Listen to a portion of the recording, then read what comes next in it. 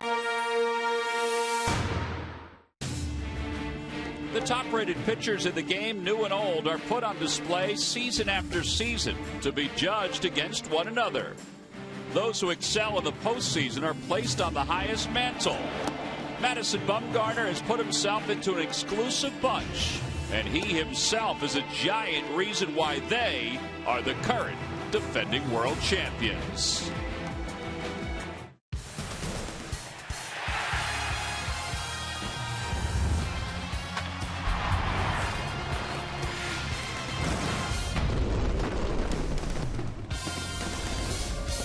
Well, we have some great ceremonies that we're going to talk about a little later on here at Citizens Bank Park. It's the 71st anniversary of the invasion of D-Day. And plus, we are facing the 30th anniversary overall on the war in Vietnam. And there's some great things going on here at Citizens Bank Park that we'll talk to Murph about a little later on. And it's also Weekends with Schmidt, Game 2 between the Phils and the Giants.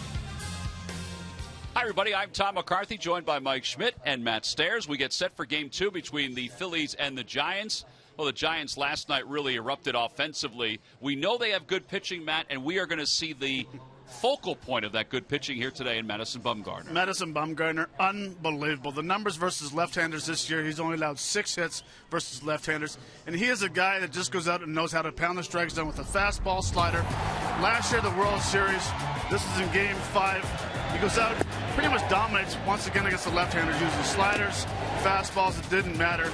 He had complete control of this game, keeping very good left-handed hitters off balance. The only thing he did in this game, he only allowed 4 hits, 0 walks, 8 strikeouts to 117 pitches. Now we move forward to Game 7. He comes in for relief for Tim Hudson and Jeremy Outfield, and all he does is goes out following 5 innings. Those very well. Didn't have a great fastball. He had very good command of his slider and his curveball, keeping them off balance. Unbelievable going up there on a 3 days rest and throwing another 68 pitches. Well, 52 and 2/3 innings overall in the postseason last year for Madison Bumgarner. This is a guy that finished just shy of 270 innings overall, which in this day and age is a pretty impressive number, and he's really showing no ill effects of it so far this season. All right, the Giants offense. The last few years, it hasn't been anything to write home about, but they are on pace to match last year's home run total. And last night, they obviously took a step forward toward that, Mike. And you look at the numbers. You got 272 batting average. That's tops in the National League. But middle of the pack as far as runs go. Beyond middle of the pack as far as home runs with 46. But they did last night get the home runs when they needed them. Yeah, Tommy, and that's very unusual for this club. They beat you with jabs and small punches. Here you see Matt Duffy going to right field, making the ballpark look small. And wow. Justin Maxwell goes to the upper deck almost off the Geico sign. That was Stanton-like.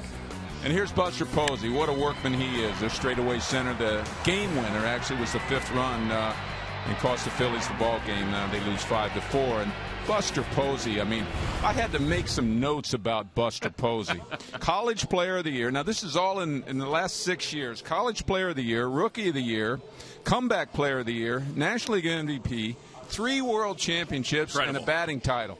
And I talked to Mike Krukow a little bit ago, and they were raving about Buster, being around him every day. And now he is really the guy that makes their manager's job easy. He's just a Johnny Bench at the age of 28, and he's got a 38-year-old head on his shoulders, and he's only 28. Fun guy to watch. Buster Posey. If he played in New York, can you imagine? We might be forgetting Derek Jeter. Well, we talk about the 52 and 2/3 innings that Bumgarner had last year in the postseason. He credits Posey for his success behind the plate. So today is Game 2 of this 3-game series. Bumgarner making his 12th start. And Severino Gonzalez, he's had about 10 days off. He'll make his 5th start in a Phillies uniform here in the big leagues. Lineups at first pitch from Citizens Bank Park when we return. Phillies baseball is brought to you by Coca-Cola, the official soft drink of the Phillies. By Toyota, where will Toyota take you? Visit buyatoyota.com to find out. Toyota, let's go places. By Citizens Bank, one deposit checking. Keeping things simple is helping you bank better. By Xfinity, the official entertainment provider of the Philadelphia Phillies. And by Independence Blue Cross. Live fearless. Learn more at IBX.com.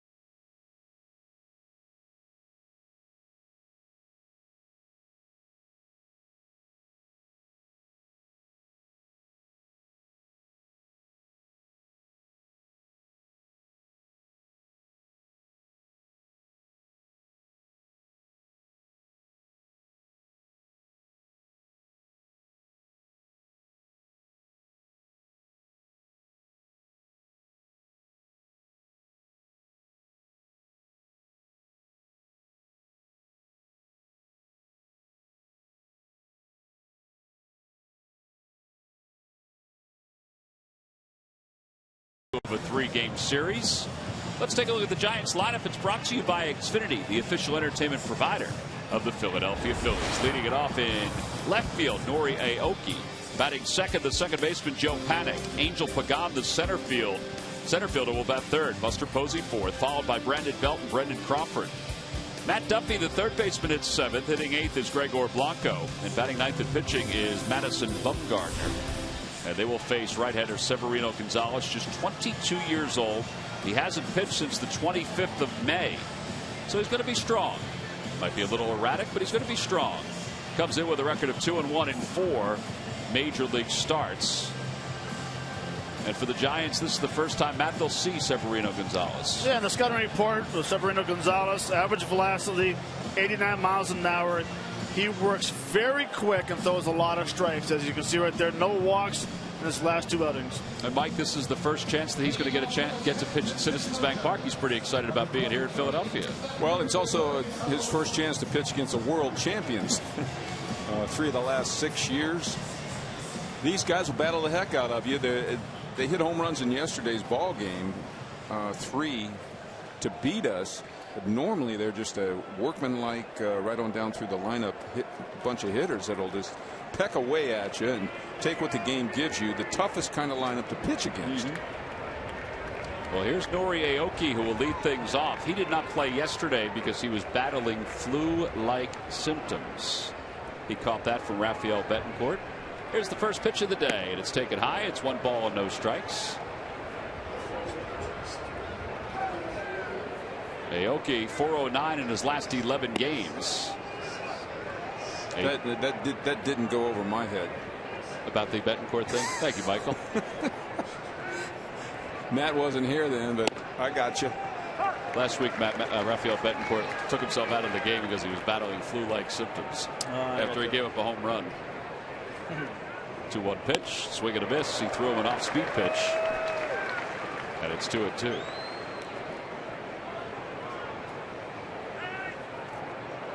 Fourth year in the major leagues for Aoki, coming over from the Japanese professional leagues. The ball hit him. It did, right in the shin. And Severino not pleased about that. All right, guys, it's time now for our Nissan keys to the game. Well, first key for me is the righties have to do the damage versus Bumgarner. Lefty's got 6 hits this year, so righties go and get them. Mine was watch rough. What is it? Rough. Go rough. Go. Go rough. Go. Mine is Darren Ruff's in the lineup today playing first base, and I still think Darren Ruff needs to be part of this offense. At some point, we need that, someone to help Franco from the right side, hit with some power. So let's hope Darren Ruff has a good game today. I think he should have gone with rough instead of go rough. Go. Here is Joe Panik, and he takes a strike, 0-1. I think he used both of them already. So you had him covered. Paddock was 2 for 4 last night. He's hit in 10 consecutive games for the Giants, who had lost 5 straight before yesterday's win.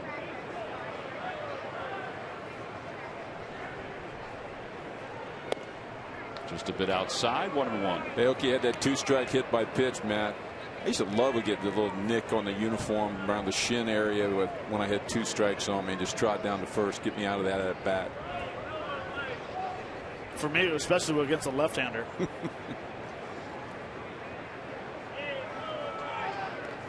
Aoki has stolen 12 bases this year. He's been caught 5 times.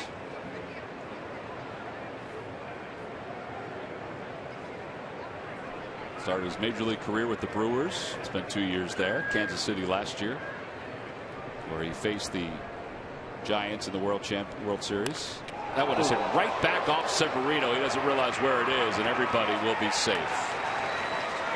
Let's hope he's okay. That ball was smoked right back to his chest. Well, there's a backdoor breaking ball, Matt. He just kept his hands back. Very giant-like. These guys will stay in the middle of the field. I'm telling you. I think Gonzalez kind of got his arms up or something there to protect him, but hope it didn't hit him in the right arm. Couldn't tell if it hit him in the glove or like the left bicep. Yeah. Sean Fakasny comes out, the Phillies athletic trainer, and He says he's okay. It looks like he's going to throw one or two. Ryan Sandberg's out there. Bob McClure ventures out. By the way, that's an 11-game hitting streak now for Panik, who's starting to eat up Phillies pitching during his young career. Got him in the right wrist. Oh, is that what he pointed to? Yeah. You know, sometimes 2 or 3 minutes after it happens, it gets worse than it does right when it hits you. You kind of get a little bit of shock going there. Plus, you want to be tough. You know, you want to just let your teammates know this guy getting hit by a line drive off the bat doesn't bother me. Whoops, yes, it does.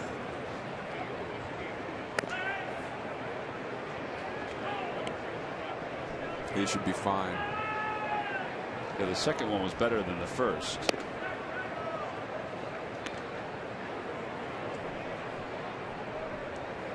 It's interesting. I don't know if we've ever seen a guy throw this many after getting hit, you know? That's 4 that he just threw. Unless he's just trying to loosen it up. He's counting on his pitch total. Yeah.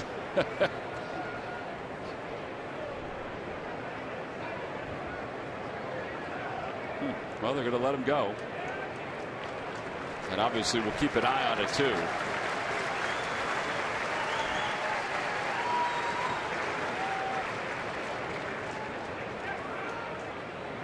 During the 2015 season, Turkey Hill, the official ice cream of the Phillies, will contribute $100 for each Phillies victory and 5 cents for each carton of Phillies Grand Slam ice cream sold to support the Phillies youth baseball and softball programs.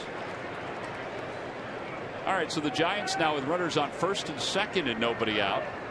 And here is Angel Pagan. Pagan has hit in 3 straight. But you saw from the bottom number on the graphic on his season totals, he has been struggling in his last 30 at bats.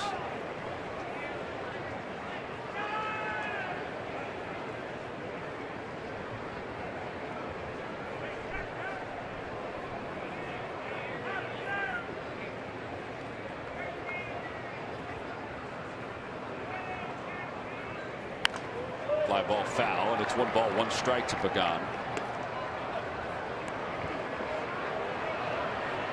Giants once again playing without Hunter Pence, who's out with a wrist injury. And there's a chance he plays tomorrow.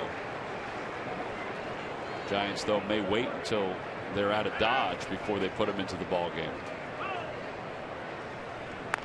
That one's pulled foul down the right field line, 1-2.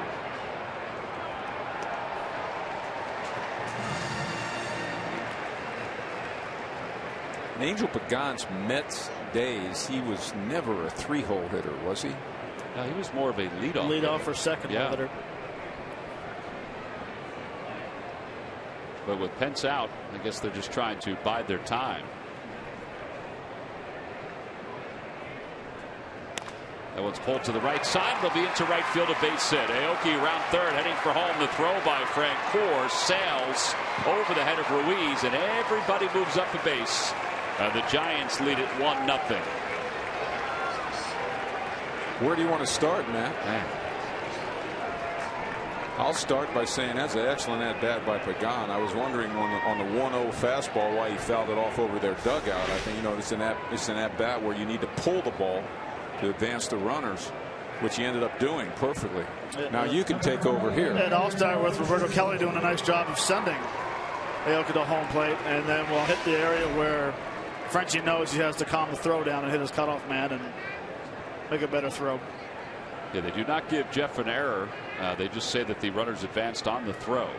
So now Buster Posey's up with 2 in scoring position, and the count is 1 ball and no strikes. It's not starting off good for the Phillies right here. No, considering that Madison Bumgarner's the pitcher, he now has at least a 1-0 lead to work with.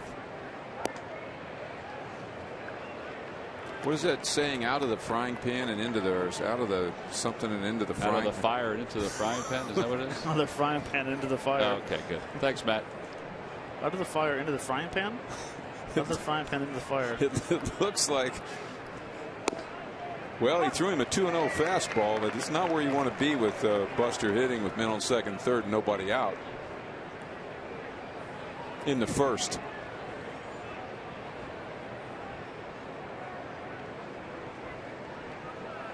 Two balls, one strike. 2 balls, 2 strikes.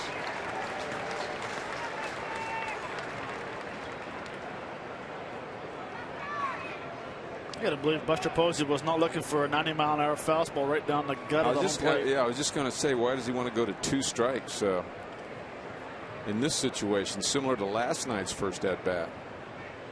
Outside, 3-2. Now, I don't want to give up any of his trade secrets, but Mr. Krukow and Mr. Kuiper told me today he is a 100% guess hitter. Really? Yep. Now, we'll expound on that a little bit later when we have time, but he's one of the great hitters in the National League, and he guesses every pitch. Foul tip, and there's a strikeout for Gonzalez. Maybe he was guessing curveball. By the sound of it, it was. Wow. I mean, this is a fastball right down the middle, and that is definitely a swing where you're sitting off speed.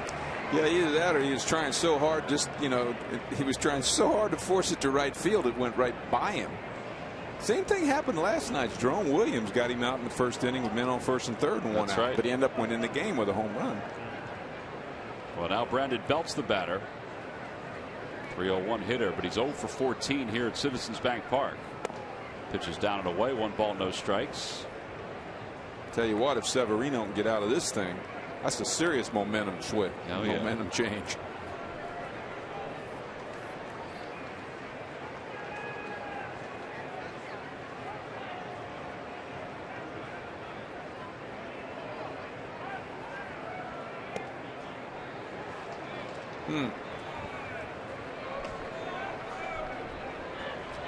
Now, there's a pitch right there that's a home run pitch. Just sort of a little soft breaking ball hanging right out over the plate about belt high, and the umpire calls it high. Mike Winters, the crew chief, is behind the plate. Mark Wagner's over at first. Marty Foster at second. Sean Barber is over at third base. Mike Malinsky, who was the home plate umpire last night, was hit in the chest protector with a ball. He went down, got back up. As it turns out, he cracked some ribs, even with the chest protector on. It almost looked like he got to the side of his ribs. Yeah, past the chest protector. Yeah, just to the left of it. 2 balls, 1 strike down to Brandon Belt. Fly ball right center field. Revere will get to it. Runners will tag.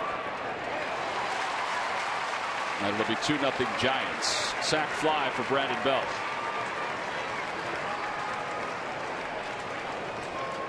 As Panic scores.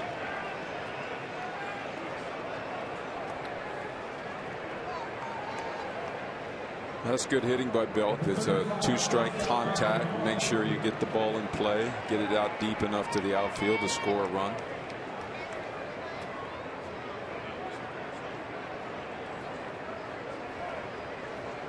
Well, here's Brandon Crawford. Crawford was 1 for 4 last night with an RBI.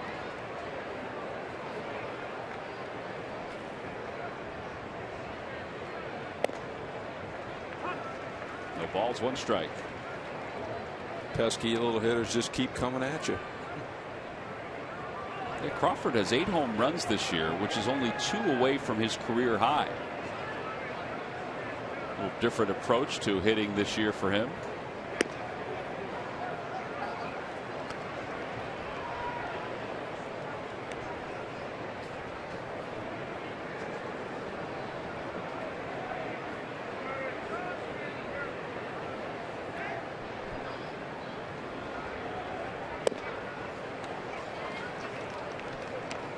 Really, if you look at this lineup, the Giants lineup, 1 through 9 can hurt you. They're going to battle. The worst batting average in the top 9, besides the pitchers, Duffy at 277. Which is part of the reason why they sit atop the National League and average at 271. should say 272. Bruce Bochy has 6 different players who have had at least 4 home runs in this lineup.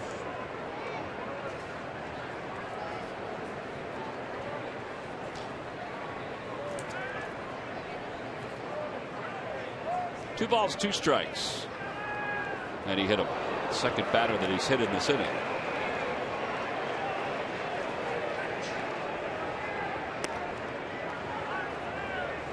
And that'll put runners on first and third with 2 outs. And Matt Duffy will be the batter.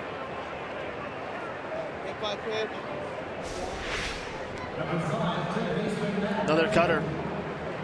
Another cutter that got away. Hit Crawford in the thigh. Same pitches that Aoki got hit with was a cutter.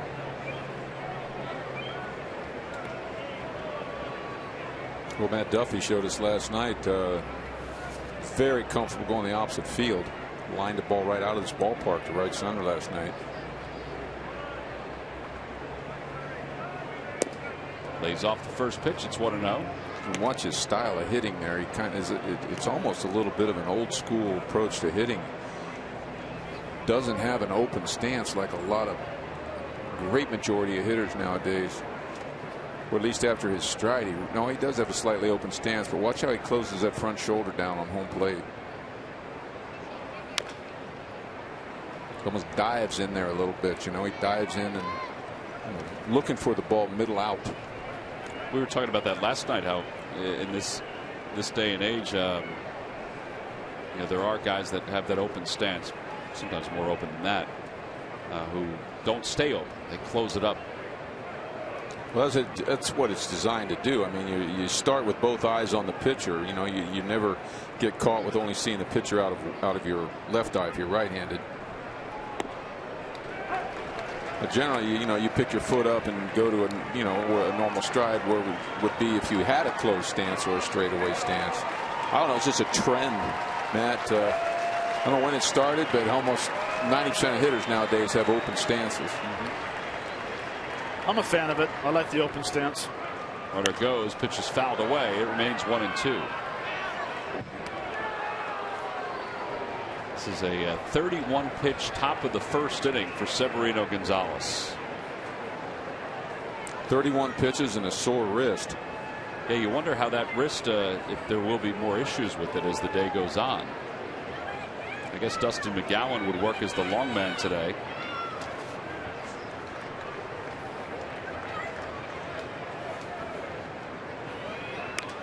Popped him up. Darren Ruff over at first base, waits for it. And the side is retired. So 32 pitches for Severino Gonzalez.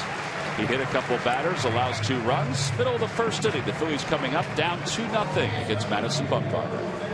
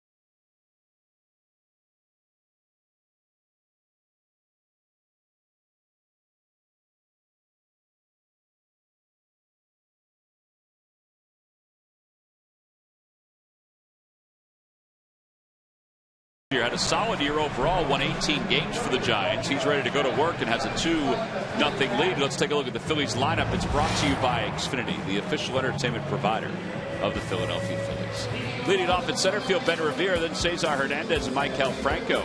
Darren Ruff, the first baseman, bats cleanup. Jeff Francoeur hits 5th. Cody Ashiel bats 6th, followed by Freddie Galvis and Carlos Ruiz. And And then Severino Gonzalez will be the number 9 batter. Bumgarner 6-2, an ERA of 3.12 this year. 61 strikeouts and 69 in the third.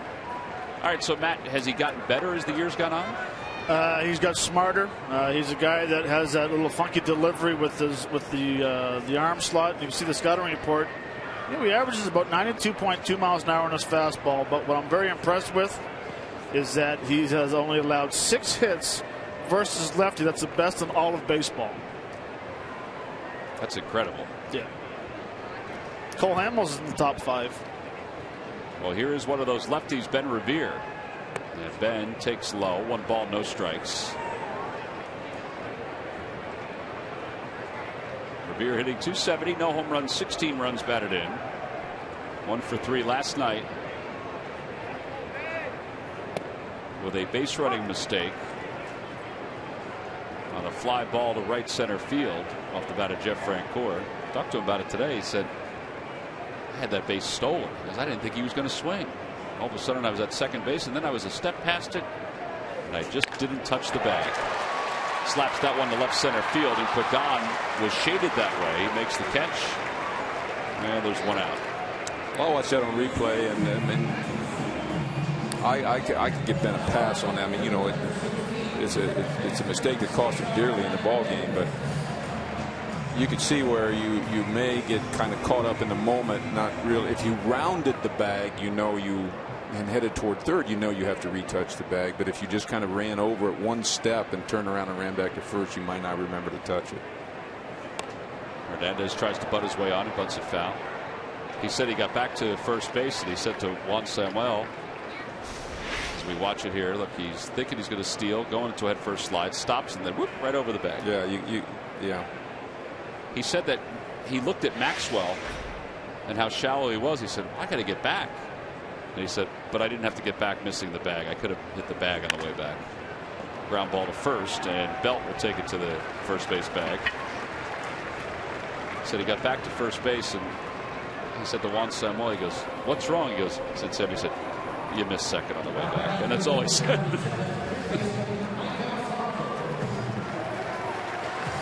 Well, here's Franco batting third today.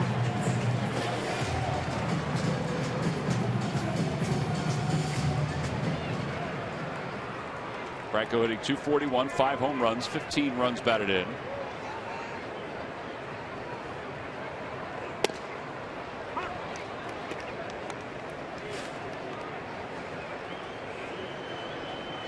Toyota Major League Scoreboard. Joe Ross made his Major League debut today for the Nationals, but it was the Cubs who pulled out the victory 4-2.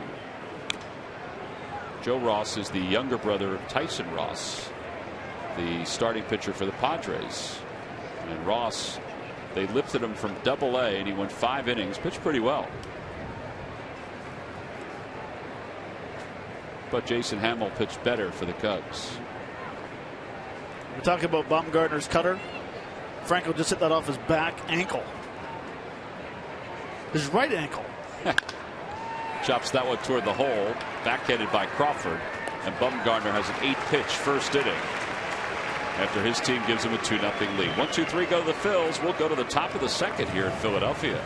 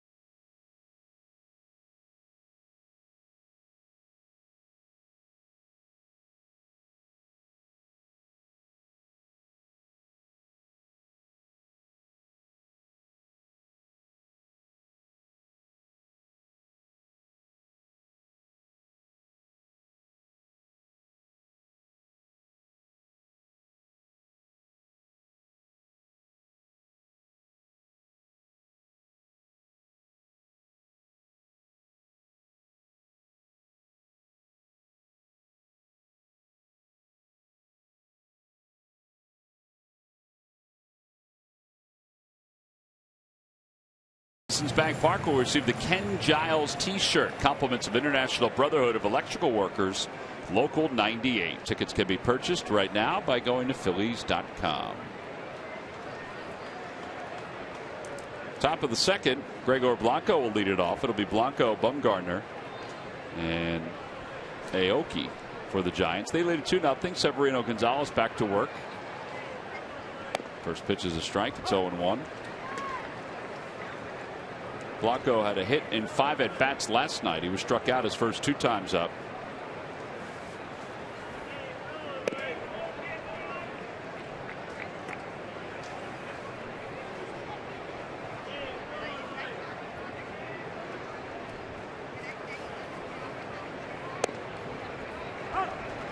It's a good location, good speed, 87 on a nice 2-seamer.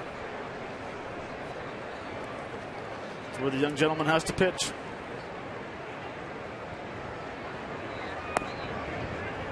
Drops that one a little low. It's 2-2.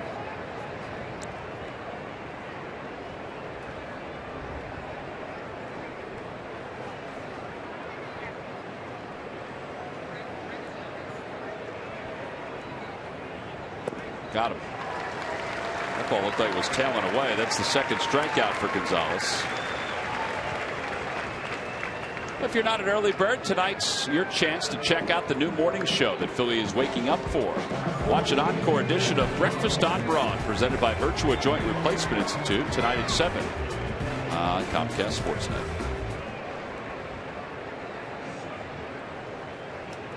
Well, here's Bumgarner. You got to be careful with him. Hence a slider first pitch, huh? He's got a home run this year against Clayton Kershaw, of all people. Didn't he hit 2 grand slams last year? Hit 2 grand slams last year. That's a pretty good hack right there. A hanging breaking ball. He has 7 career home runs, although he's just a 163 hitter, but 7 career home runs.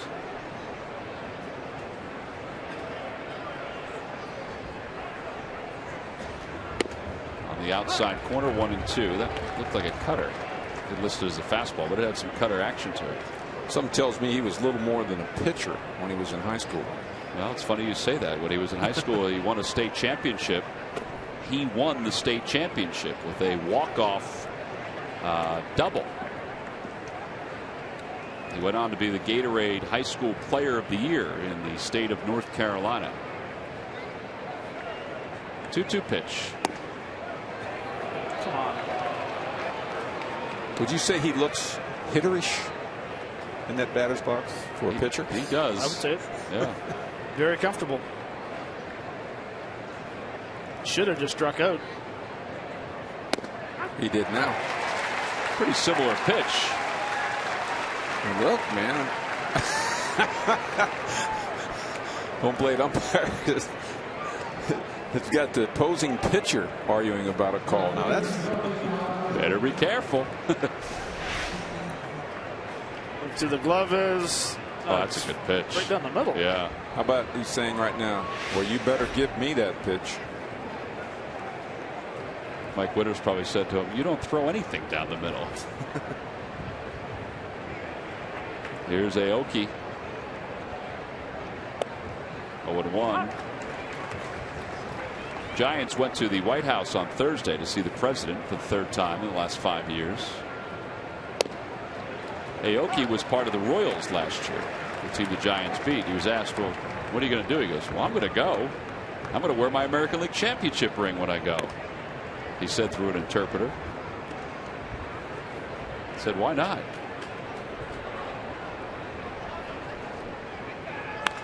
That one is poked into center field, a base hit. And he's on for the 2nd time today.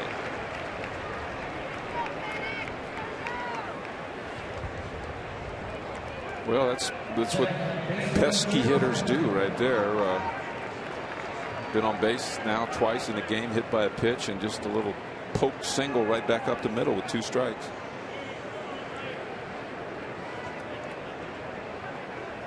Well, now they have to figure out how to get this guy out.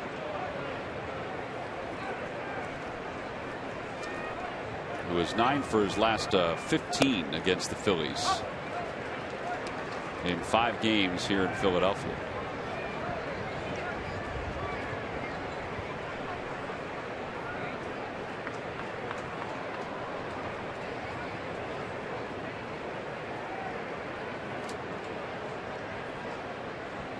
In the dirt, 1 ball, 1 strike.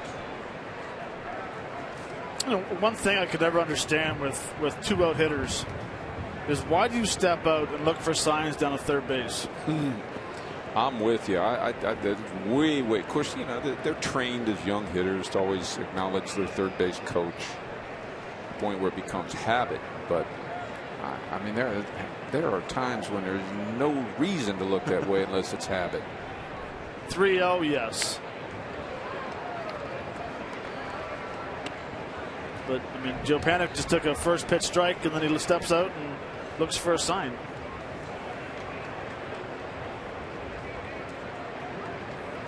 Yeah, they're probably not giving Aoki any sign. If he's going to go, he's probably on his own. Yeah, he's probably at the green light, which would be a good time to go right here. Although Gonzalez is very quick to home.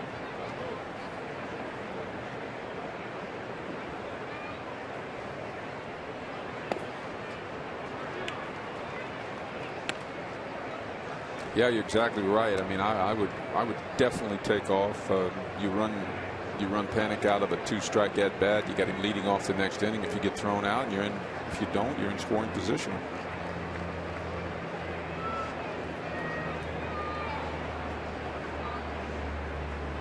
Chopper right side. Hernandez is there, and Gonzalez has a scoreless second inning. No runs, 1 hit. And 1 man left, middle of the second. It's the Giants 2, Phillies nothing.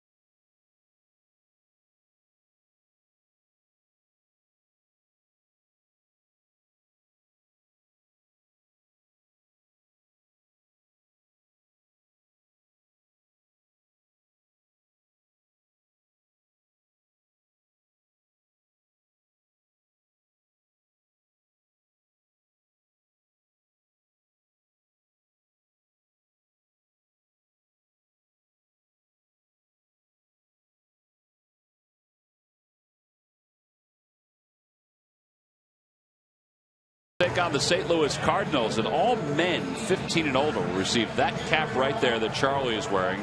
It comes with his mustache. It comes with both things, and it comes with Gene's mustache as well. It's the 1960s Phillies cap, compliments of Chevrolet. Tickets can be purchased anytime by going to Phillies.com. Mike Miller, even his squash it fits, huh?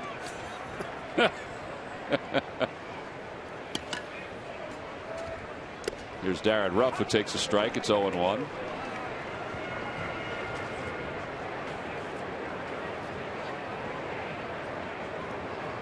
Rich has got his on down in the dugout. It's always good. You don't know what the sun's going to do here today, but make sure you're covered up. Ball's hit fouled on the third base line. It's 0-2. We're showing you all our camera operators, the best in the business. Make sure you say hi to them when you walk by them here at Citizens Bank Park. There's Dean. He's over the third base side. You can say hi to him anytime. That one's pulled toward third. A fair ball right over the bag down the left field line. Rough. No.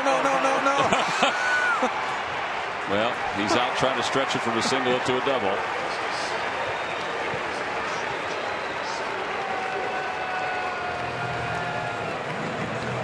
Tell you what, He went down and got a ball, hooked it over third base bag. Should have been a double all the way if it weren't for an unbelievable play. Is that Blanco? Wow, nice play by the left fielder. Oh, Aoki, excuse me, my bad. Good throw. Looks like he was going to call him safe if he didn't fall past the bag. Brandon Belt takes care of Jeff Francoeur, and there are 2 outs. You know, the umpire was kind of looking, and had it signaled. So right there, Darren missed the tag, and then whoop. You want to talk about a helpless feeling? That must be right there.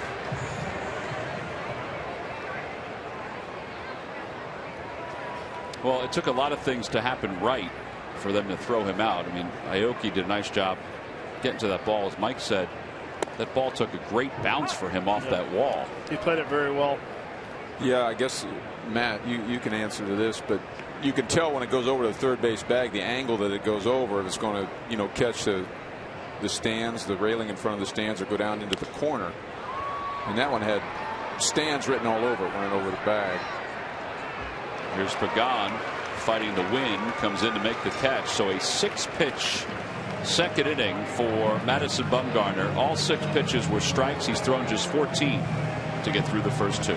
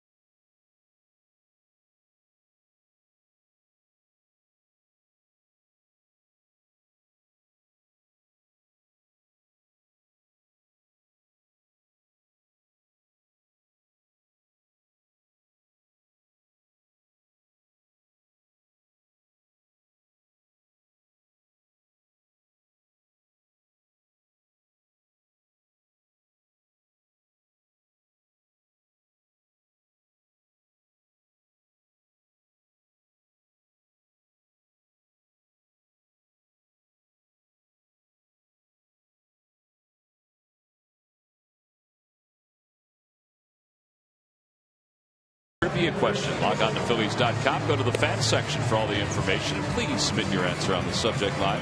All right, guys, here we go. What 2 players hold the record for most seasons with the Giants franchise? What 2 players hold the record for most seasons with the Giants franchise? That's New York, San Francisco. We're including everything. The answer will be revealed a little later on. We start the top of the 3rd. Angel Pagan will lead it off. It'll be Pagan, Posey, and Brandon Belt. Severino Gonzalez delivers strike 1. It's 0-1. Well, I guess the wrist is okay.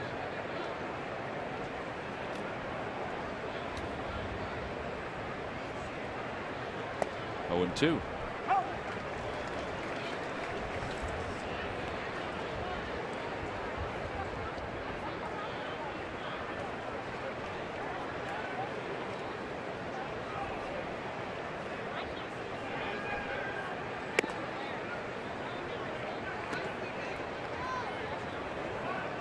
You guys thinking about the answer to the trivia question?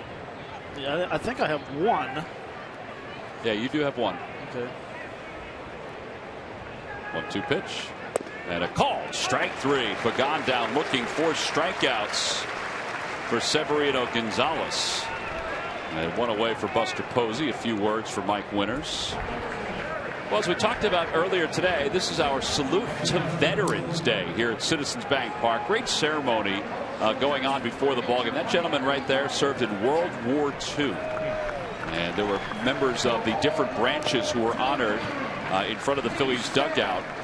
And it was stirring listening to Dan Baker talk about the United States of America with the passion that he has.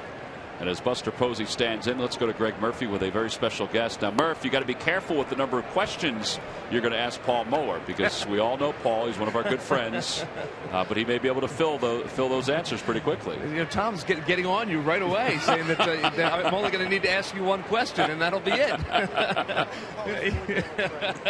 Say hello to Paul Moeller. He is the president of the Tri-State Toyota Dealers, as Buster Posey gets a base hit. Roller to Cody Ashley. And, you know, Paul, we saw such a moving ceremony on the field today. And, you know, it really kind of put the focus back on where it should be on a day like today as we remember D-Day. And you guys at Toyota have such a terrific program, hiring our heroes. Tell us a little bit about that.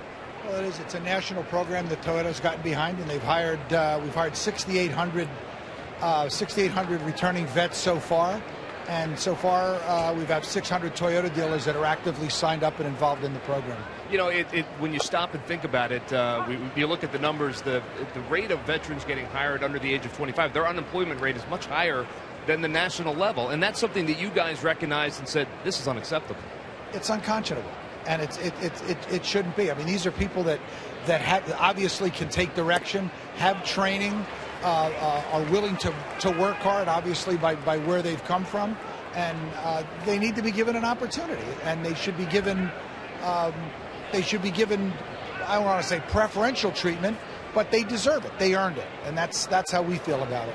There's a program that we're going to put up a website where veterans can go and kind of get their resume in order and kind of, you know, learn how to go and apply for some of these jobs. But you were telling me earlier that, you know, for some of them, just kind of applying their skills that they had in the armed forces. Now, how does that translate into the real world? Absolutely. I mean, some of them obviously did things that don't work in the real world, but a lot of them did. And as I said, they're obviously able to be trained.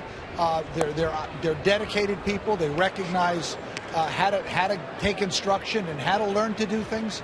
And it's a tremendous asset that is so underutilized. It's a shame. As the president of the Tri-State Toyota dealer, I know that you're very involved in this program, but we should point out that you're a veteran yourself. You served in Vietnam, and I would imagine that makes it just a little bit even more special for you. Absolutely. I mean, it means something to me, and the fact that, quite frankly, I have sons that didn't have to do that, and grandsons that I hope never do.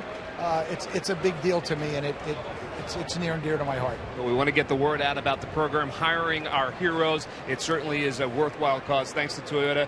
Thank you for your service, Paul, and thanks for always being around here at the Phils. And I'll give Tom a hard time when we get back. When we get back into the booth, okay? Thank you, my friend. Have a great day. All right, guys, Paul Moeller, we'll send it back to you. Oh, he knows I love him. He's a great guy. He's a real good friend of the Phillies organization, too. Yeah, and he looks great. Paul, you look great, man. It's like you look healthy. And how many have you dropped? Yeah, Murph, how much weight has Paul dropped?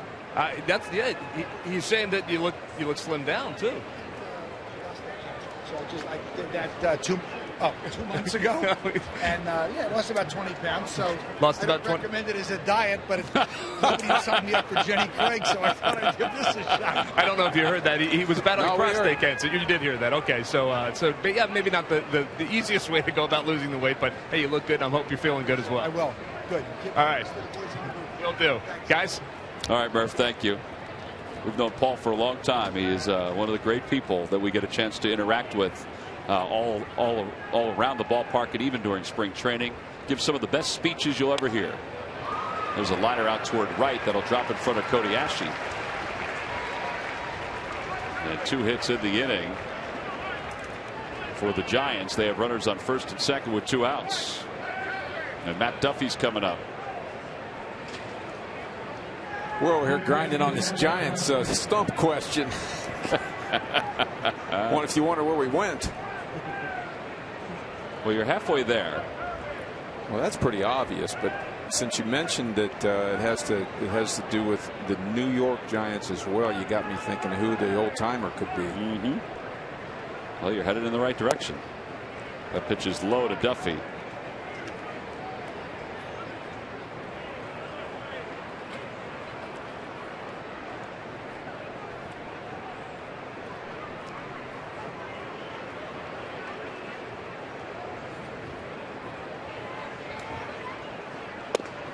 on the inside corner. 1 ball and 1 strike.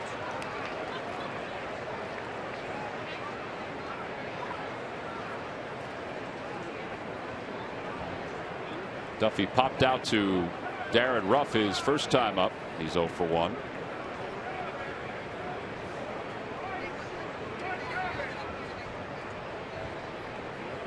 That one's hit sharply off the glove of Franco into shallow left field. A run is going to score. Going to third base is Brandon Crawford. And the Giants now lead it 3-0.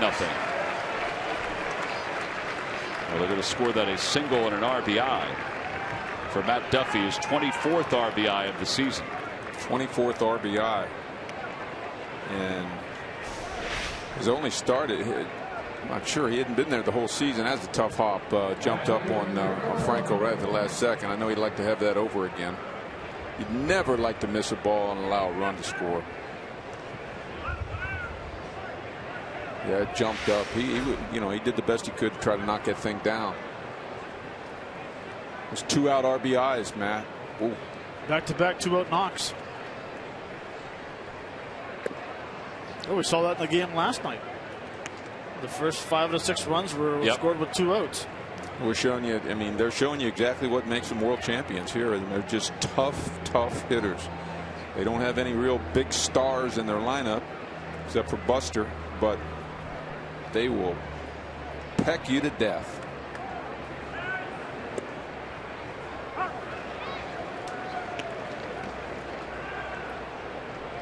They will question the umpire over and over and over.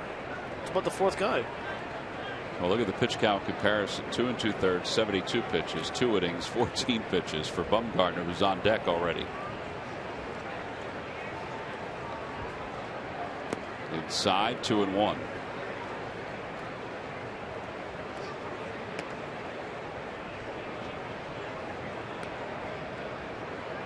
Got to pitch a little careful here to Blanco with the pitcher on deck. The pitcher with how many grand slams? He had 2 grand slams, 7 home runs, 2 grand slams. Off the end of the bat, and it's 2-2. Blanco's got some adjustments to make here. It's the same situation he was in last time, except no runners on base, but a little changeup fader away that he struck him out on last time. He just barely got a piece of it there.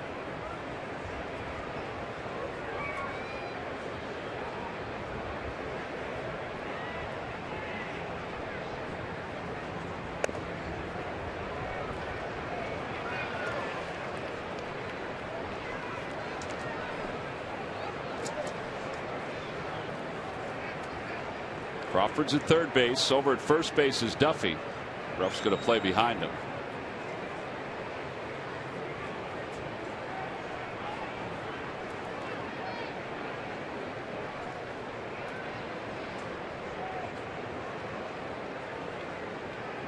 Runner goes from first. Pitch is fouled away. And we'll do it again. Today's game is also available in Spanish. Just use the SAP button on your television or change the language through the menu on your cable box. I know we've had this discussion before, Matt, but I'm always amazed at the old baseball, what do I call it, an axiom or whatever you want to call it, but there's a runner on first, so you pitch to the 8th hole hitter. If you just let the runner steal second, then you'll walk the 8th hole hitter. Exactly. And get out of the inning. But you won't do it if someone's on first. Yeah, really. Doesn't make sense. Sometimes you got to throw some of those pages the book balked. at. And he did balk, and a run will come home, and the runner will go up to second base. 4-0 Giants on top. Started, stopped. So Crawford scores. Gets the sign, starts, stops, goes back and looks for it again.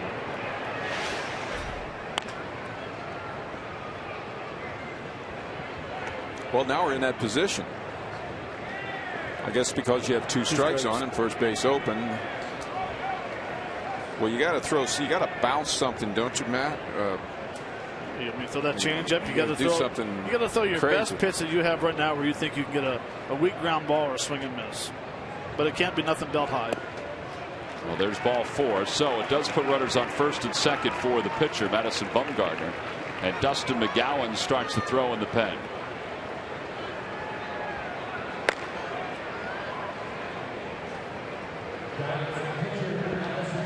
A little visit to the mound. Look at those pitches per inning. 32, 20, and now 26 here in the third.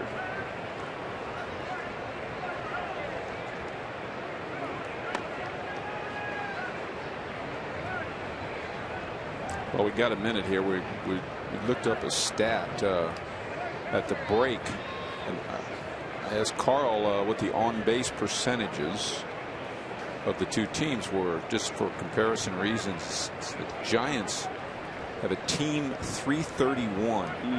331. Wow. On base percentage. We're seeing one of the reasons why right now with 2 outs. Third in Major League Baseball compared to our 287 on base percentage, which is 29th in Major League Baseball. That is a huge difference.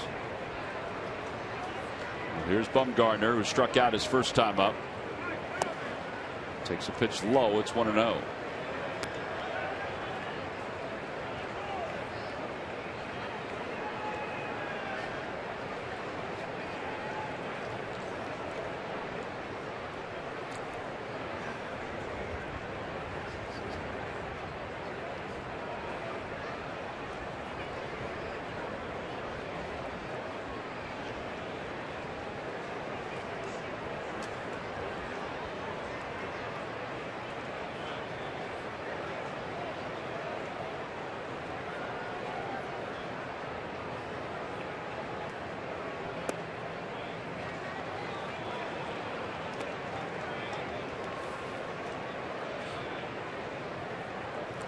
Maybe that little talk Bumgarner had with the home plate umpire worked last time. Maybe.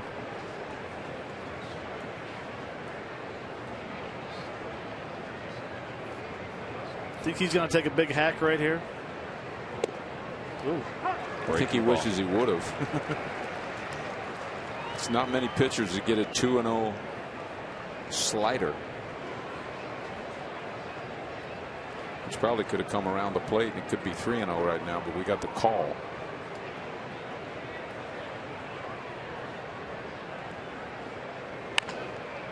Chops that one over the head of Roberto Kelly. 2 balls, 2 strikes.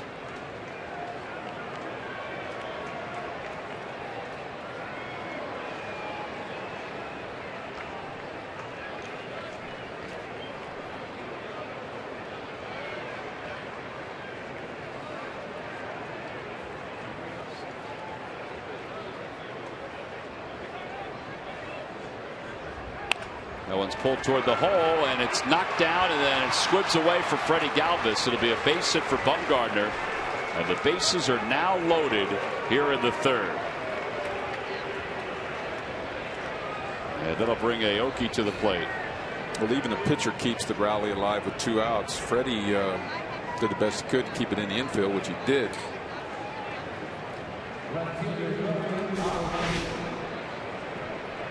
Luckily hit that's off the end of the bat. Yeah. Because Freddie would never got a chance to get over there and knock it down. Ron Sandberg's going to make a change, but that at bat right there. Bumgarner's thrown 14 pitches so far in this game. He has seen 11 pitches while hitting. Oh. That's true. That's right. 2 at bats. Well, a pitching change, and Severino Gonzalez' afternoon is complete. The Phillies will go to the bullpen and bring in the right-hander Dustin McGowan. Phillies trail at 4-0 here in the top of the third with 2 men down.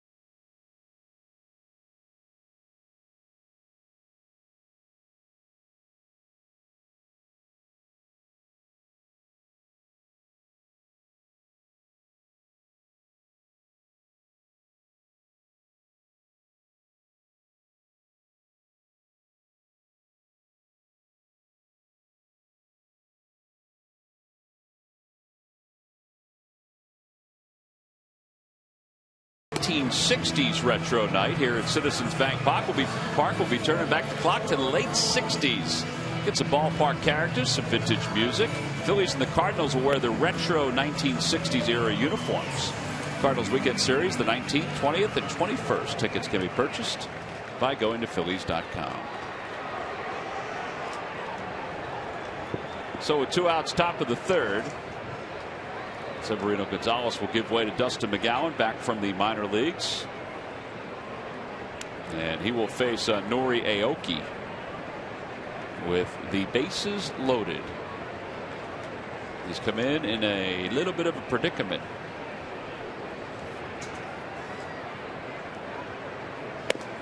First pitch is upstairs, 1 ball, no strikes.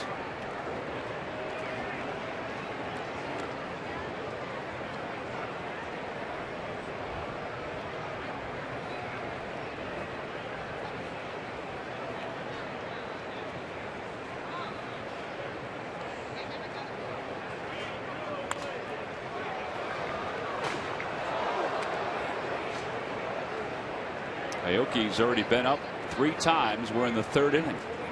Hit by a pitch, scored a run, singled in the 2nd. And we have sent 6 hitters to the plate. It's amazing. Phillies are actually lucky it's only 4-0 at this point.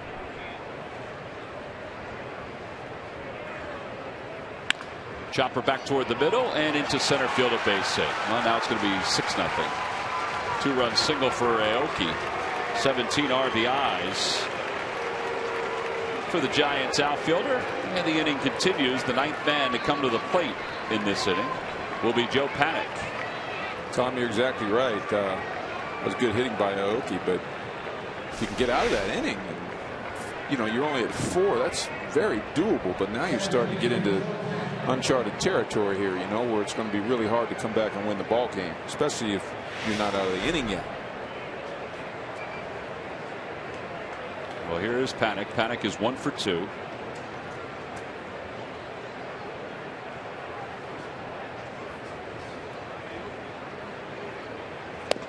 On the outside corner at 95. A little bit of a different tempo on that fastball than Severino's. Got some life on it there.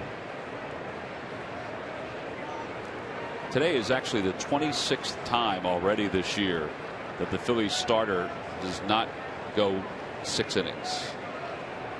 And that puts a burden on the bullpen, obviously. There's some giddy up for you right there. And that's the 5th straight hitter this inning that has got on with 2 outs. Belt struck out, and then Crawford single, Duffy single, Blanco walk, Bumgarner single. Aoki singled.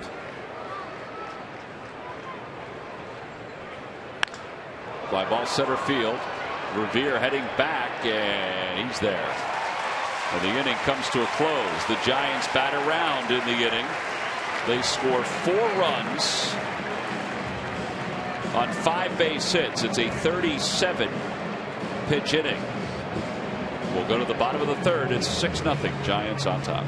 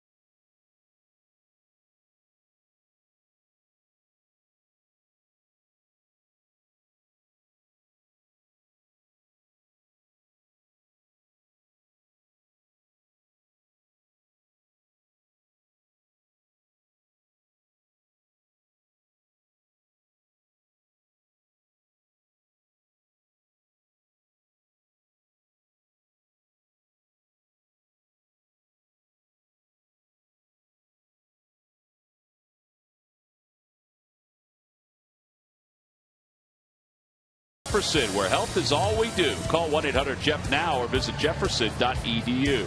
And buy Chevrolet. Visit your local dealer at ChevyDealer.com. 6-0 Giants as we move to the bottom of the third, and the bottom third of the order will come up for the first time for the Phillies. The top of the order for the Giants has been up 3 times already. Severino Gonzalez, who made his first start in 12 days, lasted just 2 2/3 for the second time in his very brief big league career.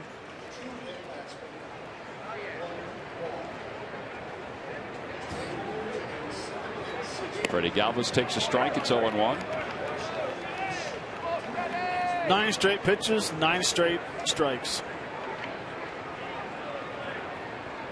It's incredible. Phillies have thrown 89 pitches as a group, and Bumgarner's thrown 16.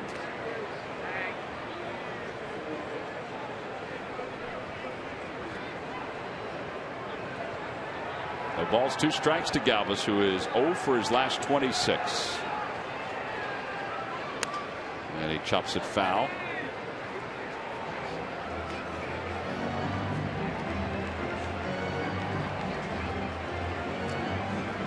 Spent a lot of time yesterday during batting practice with Freddie. Had a nice chat with he and Larry Boa. Larry was counseling Freddie at first base during batting practice. You know, Freddie didn't play last night. And Freddie's not dealing with this mentally as well as we'd like to see him. Back in the lineup today, but he's very much down. You know, one of the worst things that might have happened to Freddie was the really hot start, getting all the way to 340, almost 350 for a long time, and you know, starting getting that sense that he's letting people down. You know, because he's struggling so much right now, and he's, you know, back around the 250, 260 mark, I believe, and you know, he feels like he's kind of letting he's taking the burden on himself. Now let's hit out toward right center. Pagan will close and track it down. How do you convince him, Mike, to well, you just keep talking to him, tell him to be patient. All they want out of Freddie Galvis is to play every day, to play a really good defensive shortstop, hit 240, 250, contribute a little bit offensively. As he grows as a hitter, he can then roll into that 2-hole in the batting order where he becomes more offensive minded. But you know, just keep a positive attitude. And remember, this is the first time he has played as a regular shortstop in the major league. Right. McGowan takes a strike. It's 0-1. Well, both of you guys have gone through stretches where you struggle with the plate. I mean, what do you do to get out of it? Drive different to the ballpark. Wear different socks, different underwear. I didn't know it was that simple. Inside, 1-1. Tom, the streak is over. Oh, he finally threw a ball out of the strike zone. Finally threw a ball out of the strike zone. 19 strikes, 2 balls. Fouls it away, and a new streak begins. 14 consecutive strikes.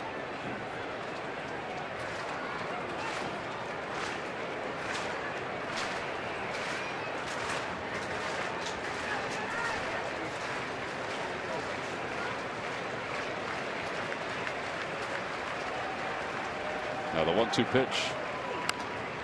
Pops it up foul again.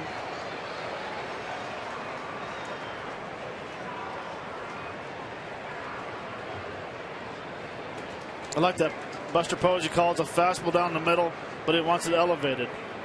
Bumgarner didn't want to throw it. He went back the exact same sign again. And he takes a slider or curveball looking, and it's a 10-pitch inning for Madison Bumgarner. He better be careful. He's not going to be able to complete this game if he keeps throwing this many pitches. We'll go to the 4th inning with the Giants up 6-0.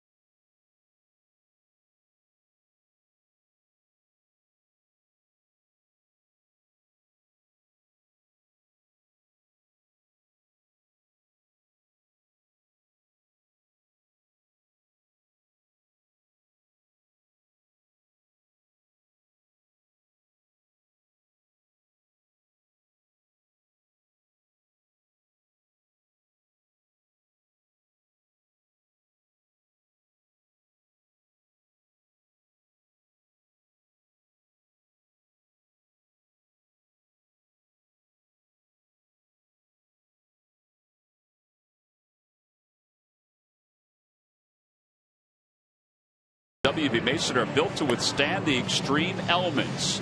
Trust Avery with your most essential shipments. Who but W.B. Mason?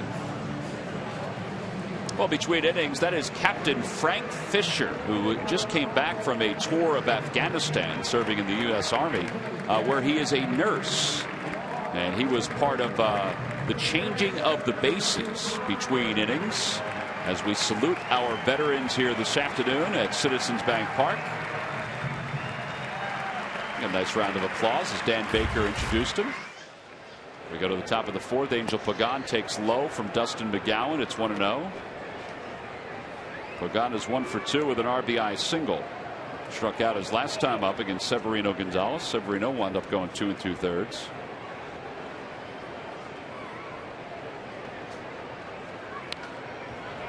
And it's 1 ball and 1 strike. Guys, we talk about these Giants. You each won a world championship.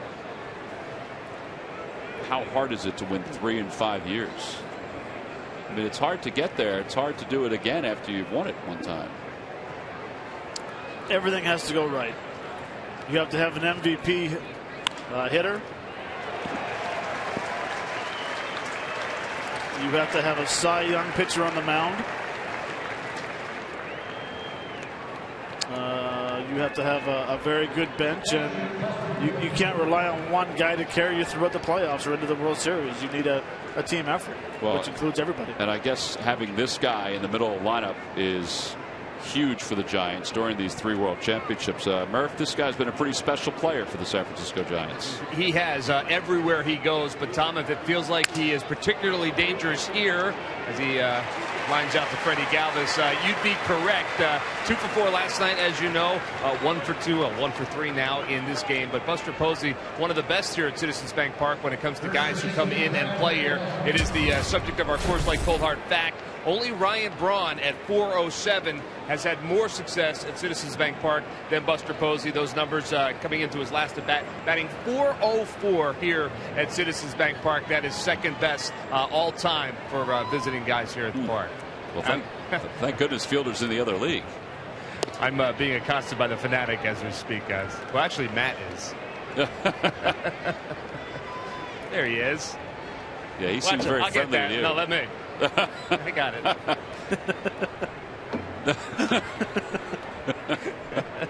Who lets him in every day? Thankfully they do. 2 balls and no strikes to Brandon Belt. Mike, you guys won the World Championship in 80 and then went back in 83. Did you think, all right, this is going to be easy, we're going to get back there again? I thought we actually had a better chance in 83, but to your question, I mean, they're winning. They won 3 out of the last 6 years, and you know, nowadays it's just not 2 levels of postseason play.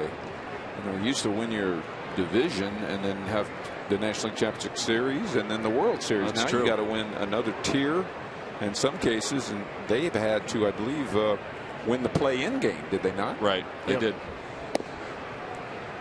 That's a lot of pressure baseball. Ooh.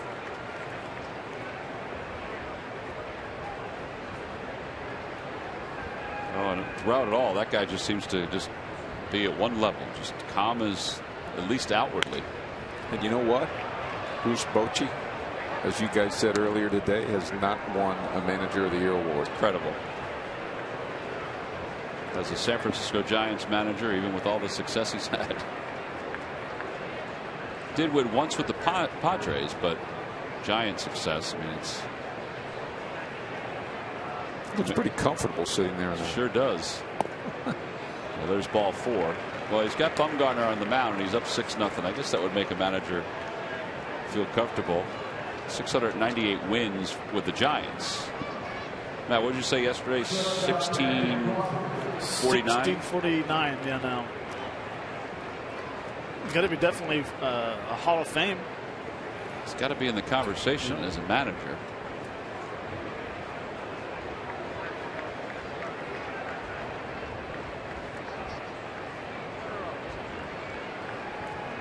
Here's Brandon Crawford. Crawford has been on base twice.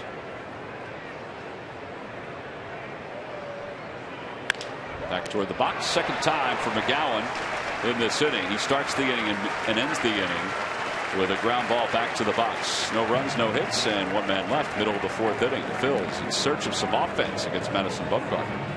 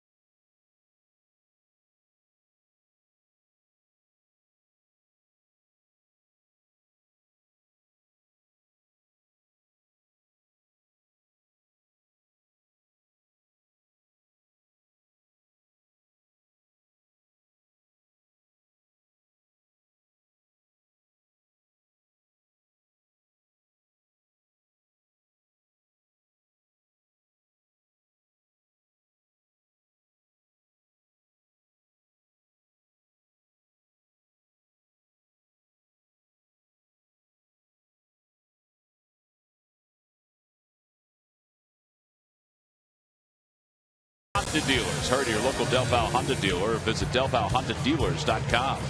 By Xfinity, the official entertainment provider of the Philadelphia Phillies.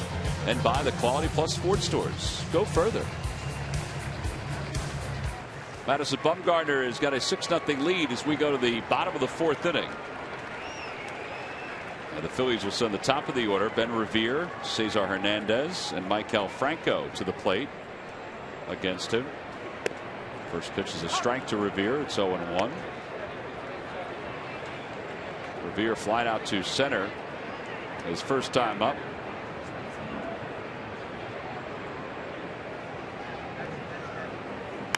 Gets that one sharply past Panic into center field. A base hit. Only the second hit of the day, but it's the second leadoff hit. The last one was Ruff, who got thrown out trying to stretch a single into a double. And the second time Ben Revere's hit the ball right on the nose. He lined out to left field the first time up, and it was a line shot right by the second baseman. For a left-handed hitter, Ben's right on this guy. Yep. Now, what is that, 7th hit now for a lefty? It's the 7th hit, but it's only the 33 at bats. Yeah. They say a lot of teams do a lot of Bumgarner a lot of favors by stacking their lineup with a lot of right-handed hitters. And he gets in that mode where he can throw that backdoor curveball or that cutter inside. And I can't think of the gentleman's name. He plays for Arizona, left-handed hitter, leadoff hitter. He's got like 4 hits against him this year already. Inciarte? Yes, thank you. Even if I could have remembered that name, I would have been able to pronounce it. 0-1 to Cesar, and it's 1 ball, 1 strike as he takes low. Boy, you're right. They're here because they can get right-handed hitters out effectively, right, because they face 90% right-handed hitters. Their stuff is geared to get the right-hander out. It takes a lot away from them when the left-hander walks up there. That ball may have got a piece of Hernandez. Nope, no signal. It gets away from Posey. Revere goes to second. And now they're going to tell Hernandez to go to first base. I'm not sure why he didn't just sprint down to first base. Well, they can review this if the Giants choose to. Front foot. Yeah, I thought it did too. Right there. Yeah, it did hit it.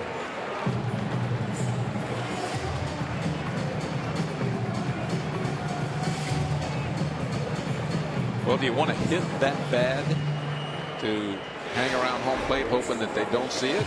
Or do you want to get down to first base? I'm going to first. I might be skipping to first base. Here's Franco, who grounded out to short. No balls and 1 strike. Nice 3-run home run right here. It'd be nice to get right back into the game. 6-3. Absolutely. Because right now it feels like it's about 12-0.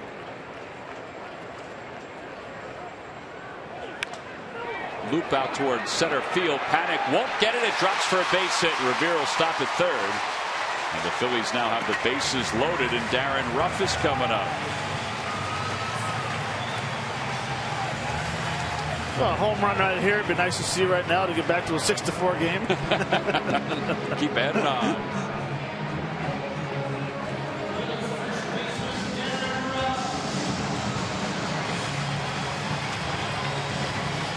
Franco's now hit in 5 consecutive games. He's hitting over 400 during that stretch. So he's at first base. Hernandez is at second, and Revere is around at third. And Darren Ruff, who singled, thrown out trying to stretch that single to a double, will be the hitter with nobody out here in the fourth.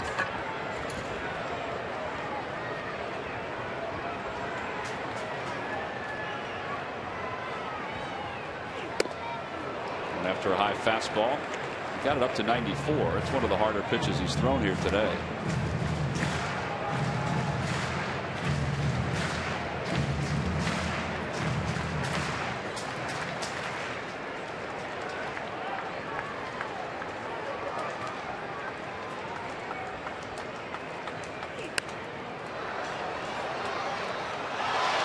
Some guy just made a great catch, a one-handed grab.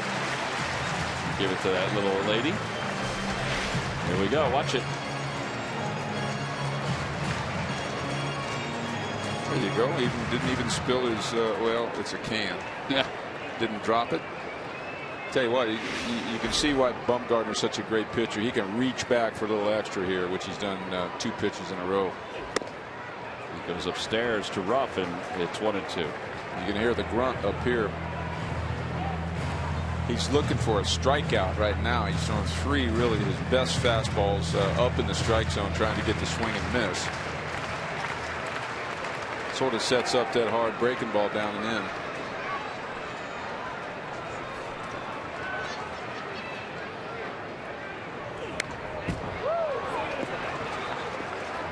Another fastball.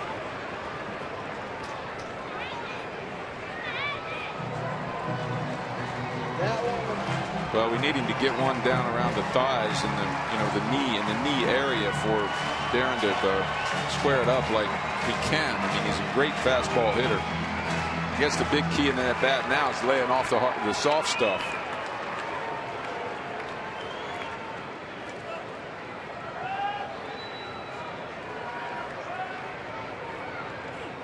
Well, he got the soft stuff, and he just got a piece of it to stay alive.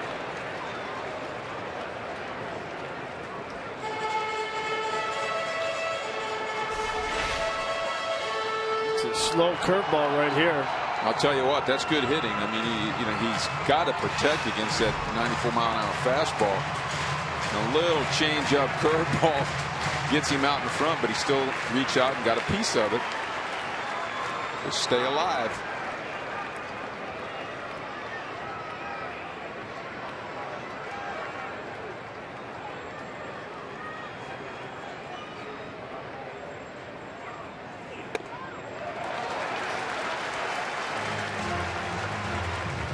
This is the most he's obviously worked all day. He's only thrown 37 pitches. That's because his first 3 innings he kind of breezed right through. 8, 6, and 10.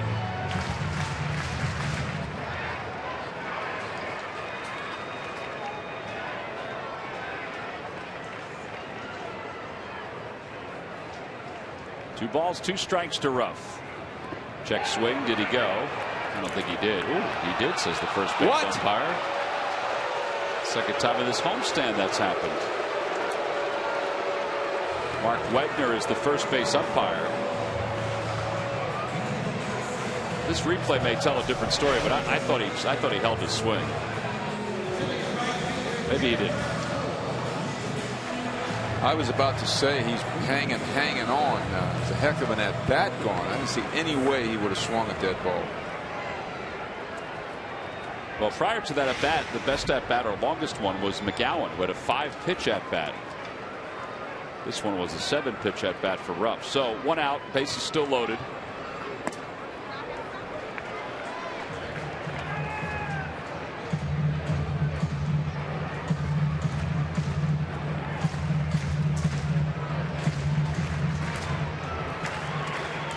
You know what cost him on that check swing was the wrist breaking just a little bit. Yep. You know what I mean? The bat passed forward of his hands just a hair.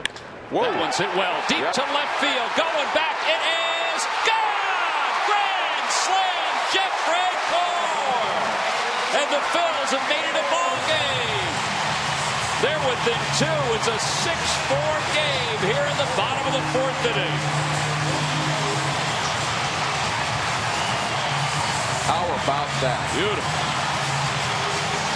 Matt, you asked for it, you got it. Got yourself a new ball game right now. A lot of the runs that they got with 2 outs are looming big right now. Second career grand slam for Francoeur. Well, he gets a good pitch out over the plate. Laid off the first pitch was a changeup. You can see the head down, barreled it, and crushed it to left field for a huge grand slam. They made a winner to somebody. Last grand slam was 2006 for Jeff Francoeur. And we forgot to tell John Inferior of Vineland, New Jersey, that he was our contestant in the McDonald's home run jackpot. And guess what? He has now won $100 in the McDonald's home run jackpot. Congratulations, John. I was talking to Frenchie earlier today, and I said, man, are you going to get the barrel out? I said, you were an expensive hitter last night. Broke 2 bats. Weak fly balls to second base. He says, yeah, I have something for you today. And he told me the wood he was using, and he said he has something for Bumgarner. Better wood, huh? Well, you know, the pitch he hit for a home run, the big difference in that and the ones that Ruff swung at were maybe 6 inches in the hitting zone. Yeah. Frenchie's ball got down a little bit in the hitting zone, but low, but you know, like thigh high right there. And Ruff's fastballs were challenging him more around the letters. Well, after Galvis or Ashley goes down looking on strikes, Freddie Galvis is the batter. He hits it foul. It's 0-1. Galvis struck out his first time up. Well, this ball game has a totally different complexion to it now. Phillies down by just 2. Oh, how things can change quickly. Isn't that amazing?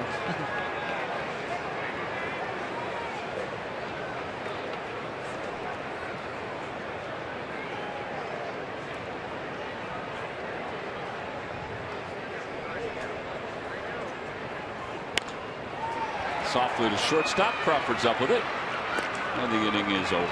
But the Phils strike for the first time today. A grand slam by Jeff Francoeur. Second one of his career. First one since 2006. He pulls the Phils to within 2.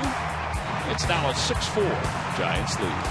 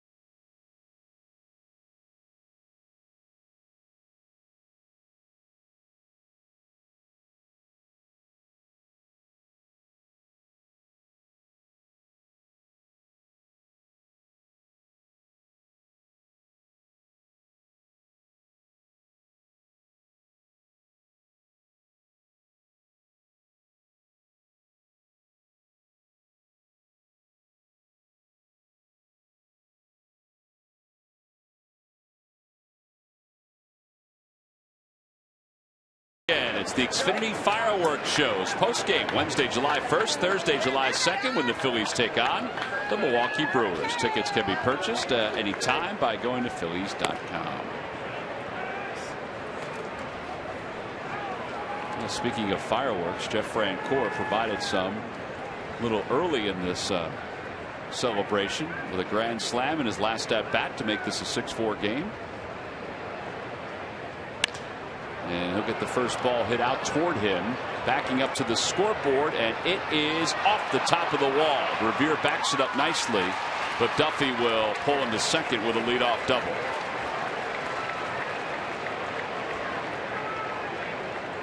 Duffy showing us again right center field power. And that's against the traffic. And the wind's blowing in from right to left. Fastball down the zone, finishes high. Good effort by French. You can see it hit right off the top of the fence. Yeah, Mike Winters was waiting to see if Bruce Bochy wanted to challenge that, but they looked at it and saw the same shot we did. Well, it's a big inning for our team. Shut them down. You know what I'm saying? McGowan, we need a shutdown inning here bad. After the grand slam, making it 6-4, you got a new ball game. You got the momentum in your dugout. You need to get out there and get back in the dugout. And you have the bottom of the order up for the Giants. Here's Gregor Blanco, who scored a run his last time when he walked. He takes outside and high, 1-0.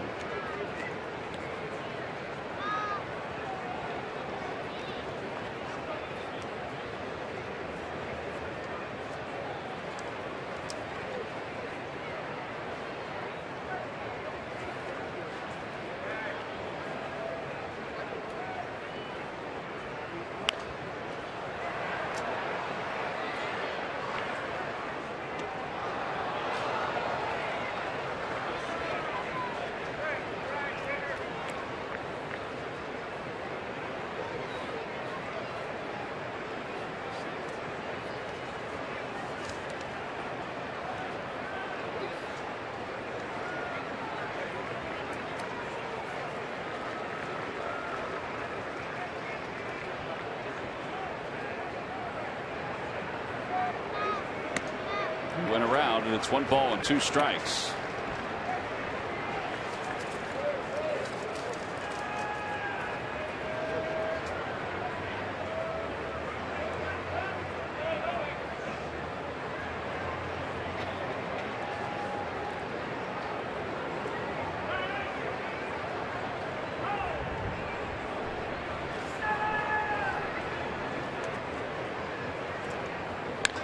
Out to left field, right at Kodiashi. Cody has to fight the wind a little bit, makes the catch, and 1 away. It's time now for our Jeep Stump the Fans trivia quiz answer. All right, guys, here we go. What 2 players hold the record for most seasons with the Giants franchise? Each, by the way, played 22 years with the Giants. We came out with Willie Mays. Willie Mays is correct. Congratulations on getting 1. Second, we have no idea. All right. Well, my hint to you guys was that he had a son who played in the big leagues and played for the Pittsburgh Pirates. Ott? Ott. Yeah. Ed Ott played for the Pirates, but No way. yeah, but He's not Mel Ott's son. yes, he is, isn't he? I think that deserves a little ding ding. That was very good, Matt. Log back on the Phillies.com to find out if you're the winner of Phillies prize pack. I am 99% sure. Something tells me there's a lot of time between Mel Ott and Ed Ott. Maybe his grandson. All right. Well, let me check it out. Swing and a miss by Bumgarner. The information superhighway will let us know. 63-year-old Ed Ott was born in 1951.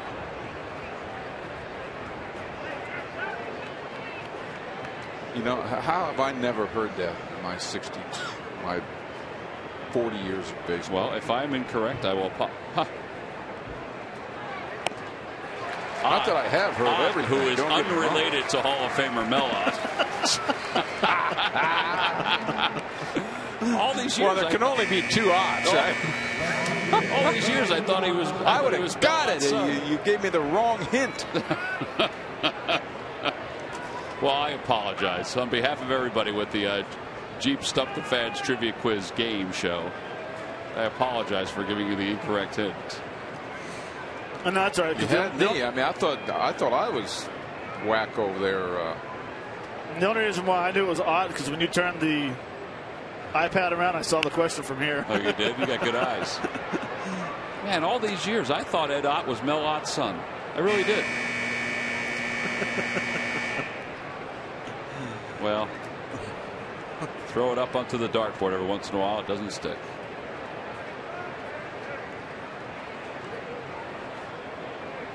Here's Aoki, who is 2 for 2 with 2 RBIs. He's also been hit by a pitch and scored a run. Up high, 1 ball, 1 strike.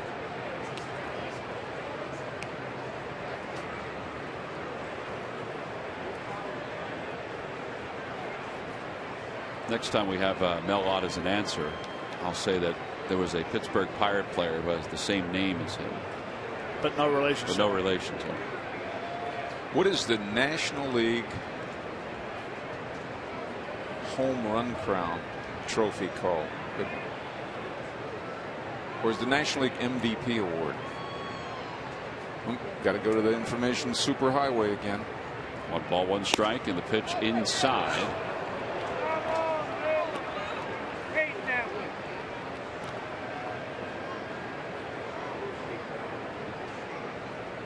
You know, we should know this off the top of our heads.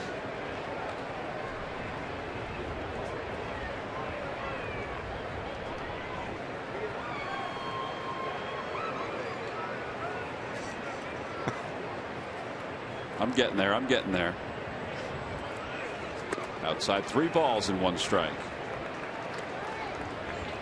Shows you how bad I am. I don't want to sound braggadocious. I know what you're going to say. I know what you're going to say. I have 8 or 9 of one of them and 3 of the other. I don't know what it says on the trophy. You got to call a friend on that one. You better call Donna and ask her, what does it say on my trophy?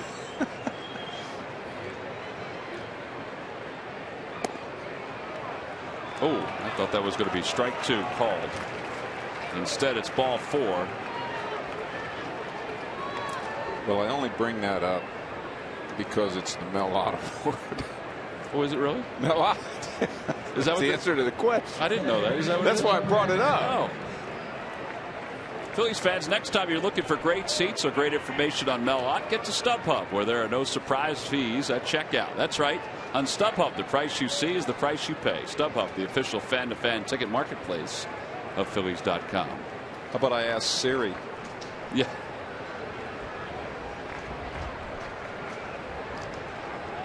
Well, 2 runners on, 2 outs. Here's Paddock, who has a hit today.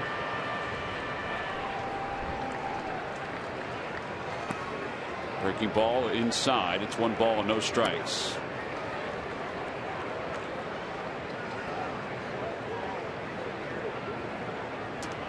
These guys just won't go away, Matt. Continue having good at bats.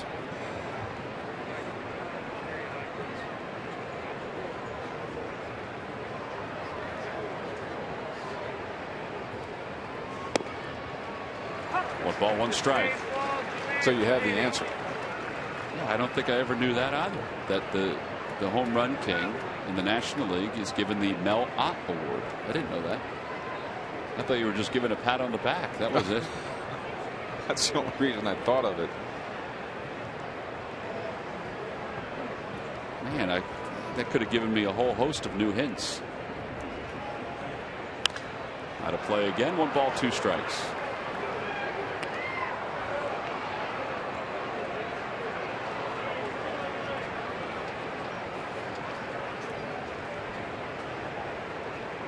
Quick meeting out on the mound between Ruiz and McGowan. McGowan's at 34 pitches. That's okay for him at this point. He's due to bat second in the bottom of the 5th inning.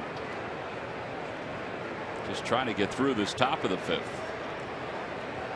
There's a chance. What's the record for most pitches in a game? 9-inning game. A lot. Yeah, we'd have to go to Elias for that one. 9-inning game, not extra inning game.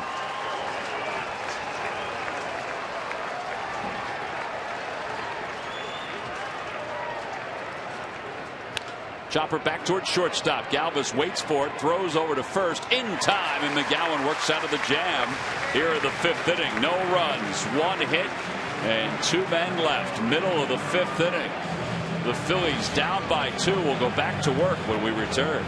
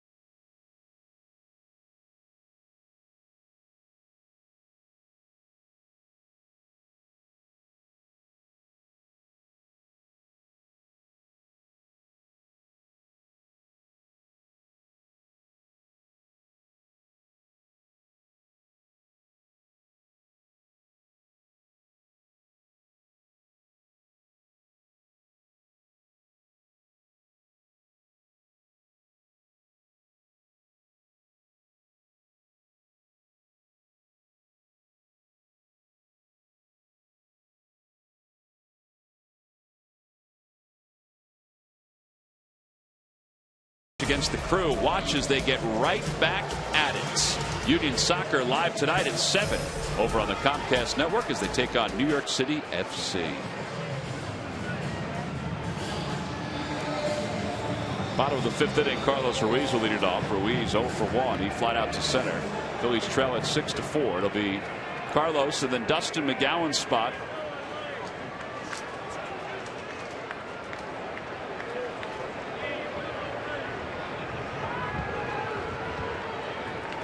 Carlos 7 for his last 18 against left-handed pitching.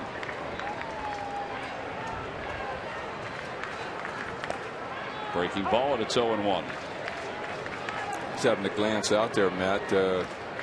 40 strikes and 7 balls. He's given up 4 runs. Too many strikes. Carlos shoots it the other way. Belt was played perfectly. Oh, that's some serious ground to cover right there for a first baseman. He was almost playing second base.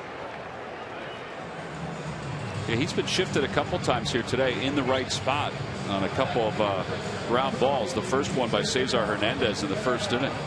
That is truly amazing. I mean, I don't know that I've seen a first baseman. I've seen some good ones too play that far. Look at that. That far off of first base. Dustin McGowan takes a strike. It's 0-1.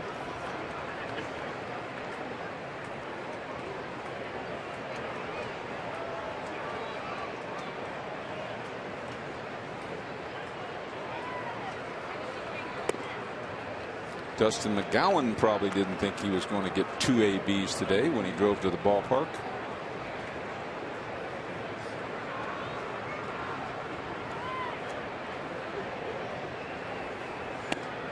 Well, he's down looking for the 2nd time, and with 2 outs, Ben Revere's coming up. Let's check in with Greg Murphy. Murph. All right, thank you very much, Tom. Well, you guys were just talking about getting runs off of Madison Bumgarner. The Phils have gotten 4, and well, that's a little bit of an oddity. Take a look since 2006, just how good that Madison Bumgarner has been.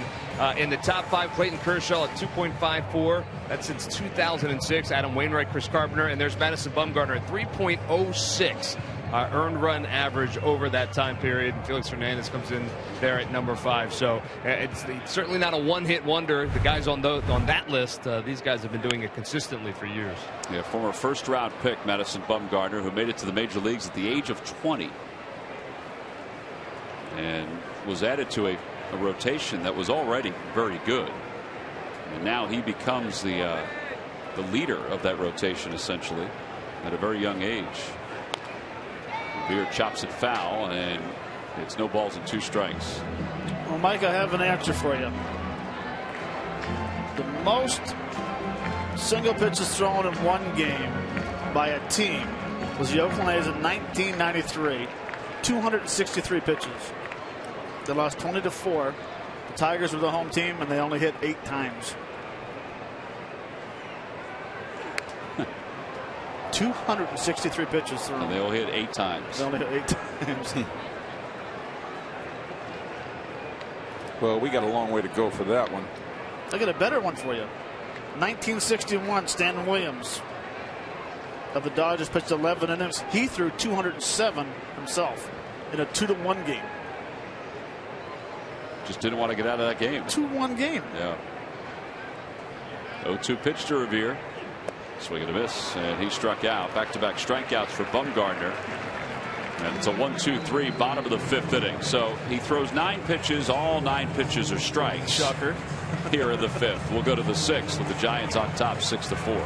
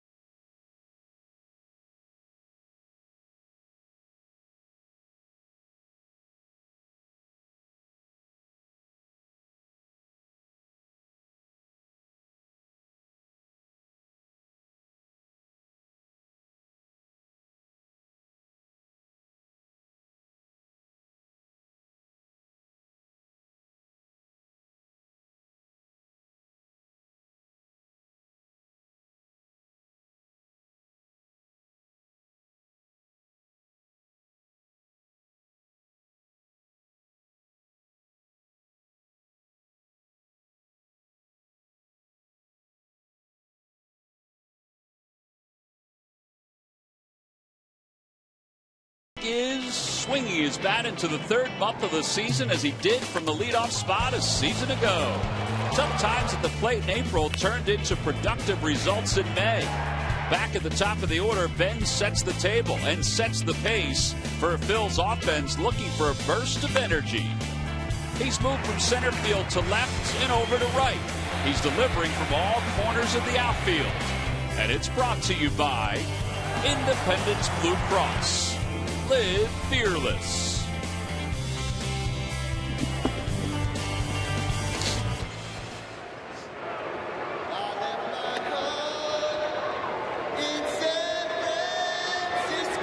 Well, the Fanatic had an invader into his routine here today, and then Iggy the Iguana decided to take care of.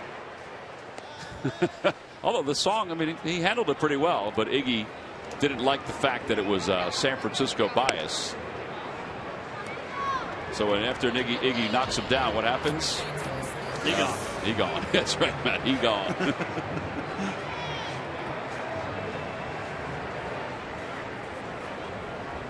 So here we are, top of the 6th inning, 6-4 ball game. Angel Pagan 1 for 3. Hits it foul down the left field line. 1 ball, 1 strike.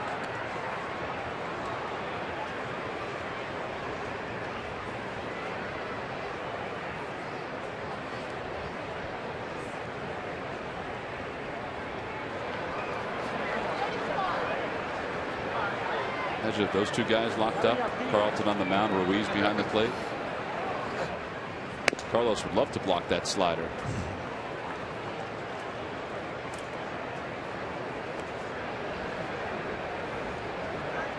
Two balls, 1 strike to Angel Pagan.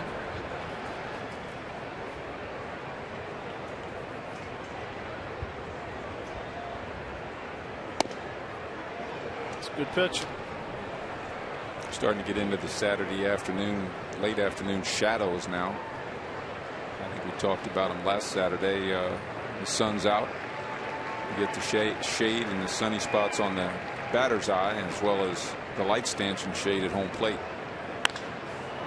Fly ball center field, and Revere out there makes the catch. One away.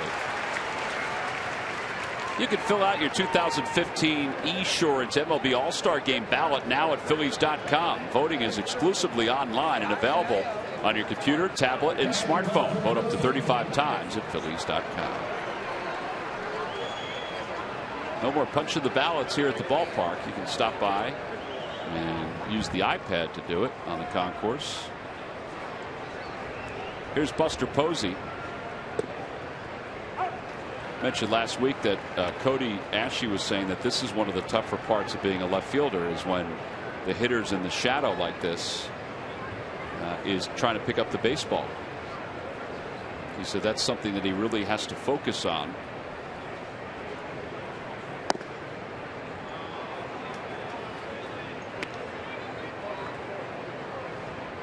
Cost him a few seconds or so on his jump.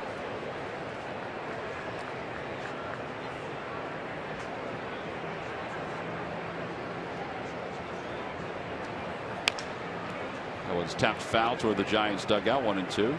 Well, and I think there's a mixture of a lot of things. When the shadows are coming in, home plate, hard to pick up the ball off the bat, but it's also behind the dugout on day games. We have so many white shirts. Yeah. And Mike, I mean, you've played third base, and right there you see that little area right in there for a third baseman and for a left fielder. Very tough. Yeah, you're exactly right. Now that you mention it, third base, the line drive coming off the bat, coming out of the white shirts, right there where you see the bad boy running, it'd be hard to see at third base. Imagine what it's like in left field. Do you think they should have to wear something dark? Or how about something dark and switch to something white when we're hitting? There's a foul tip, 96 on that fastball. Well, there are 2 outs. Got the reversible shirt.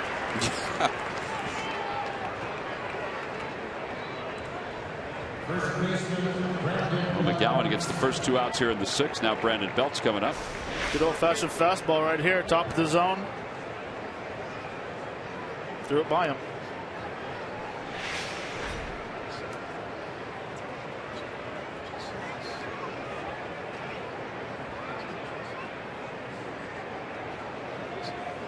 Swing and a miss.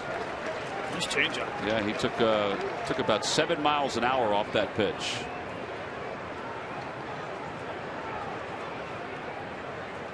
Which is okay when your fastball's over 95.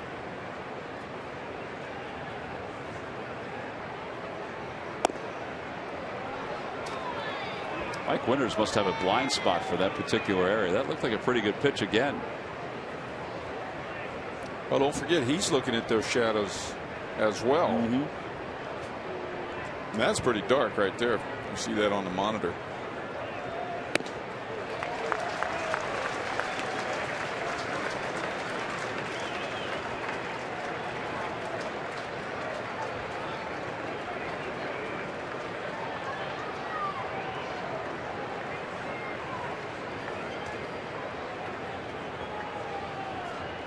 Now the 1-2 pitch going to Brandon Belt. Swing and a miss. He got him. Back-to-back strikeouts for McGowan. A 1-2-3 6th inning. It's the first 1-2-3 inning for Phillies pitching here this afternoon. Well, it keeps the Phils within 2 as they bat going into the bottom of the 6th.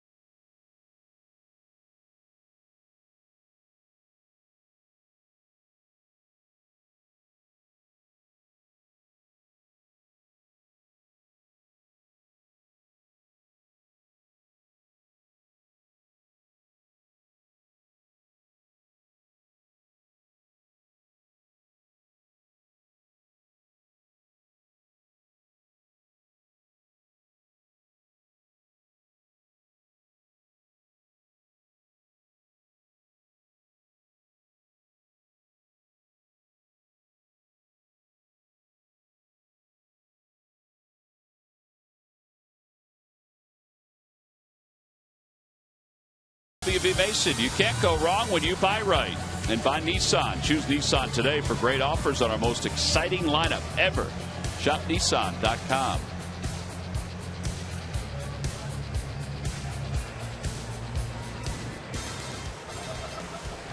We'll look at Spruce Street, Old City, bottom of the 6th inning, back inside Citizens Bank Park, where the Phillies trail the Giants 6-4. Cesar Hernandez will lead it off, and Hernandez whacks the first pitch foul.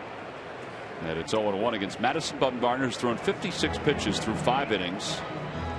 Or I should say 55 pitches through 5 innings. Cesar is 0 for his last 11. He has 1 hit on this homestand. And he waves at the 0-1 pitch. It's 0-2.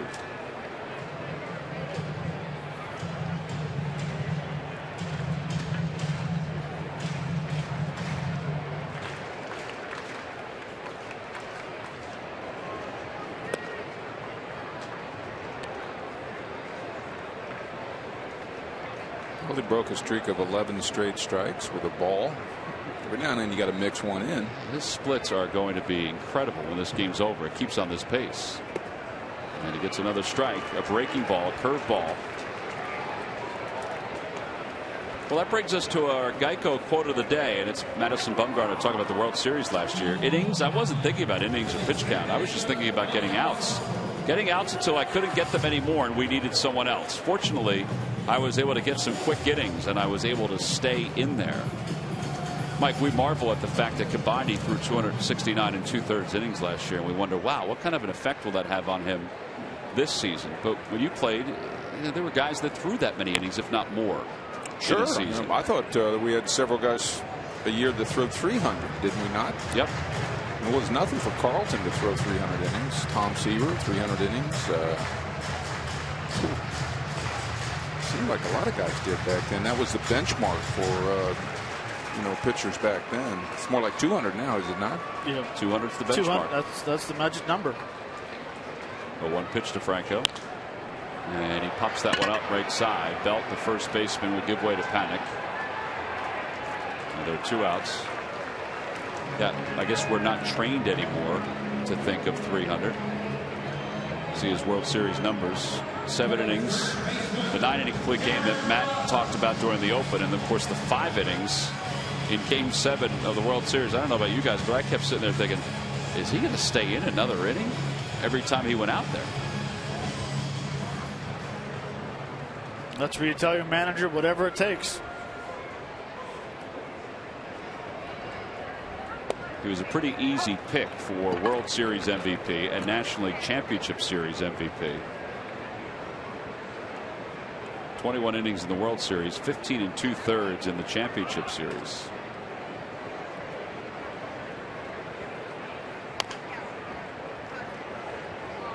Two more strikes.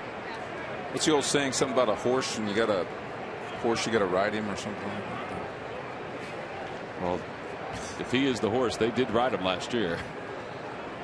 Which leads me to the Belmont Stakes. Is it going off yet? No, I don't think yet.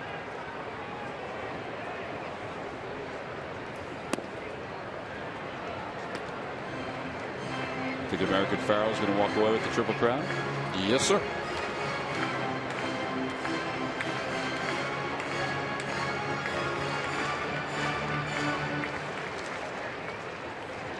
One and 2 to Darren Ruff. Now 2 balls and 2 strikes. May have gotten a piece of Mike Winters, the home plate umpire.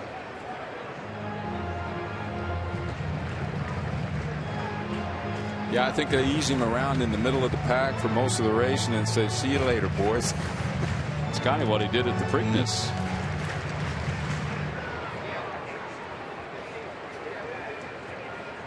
Two balls, 2 strikes to Ruff. Wow.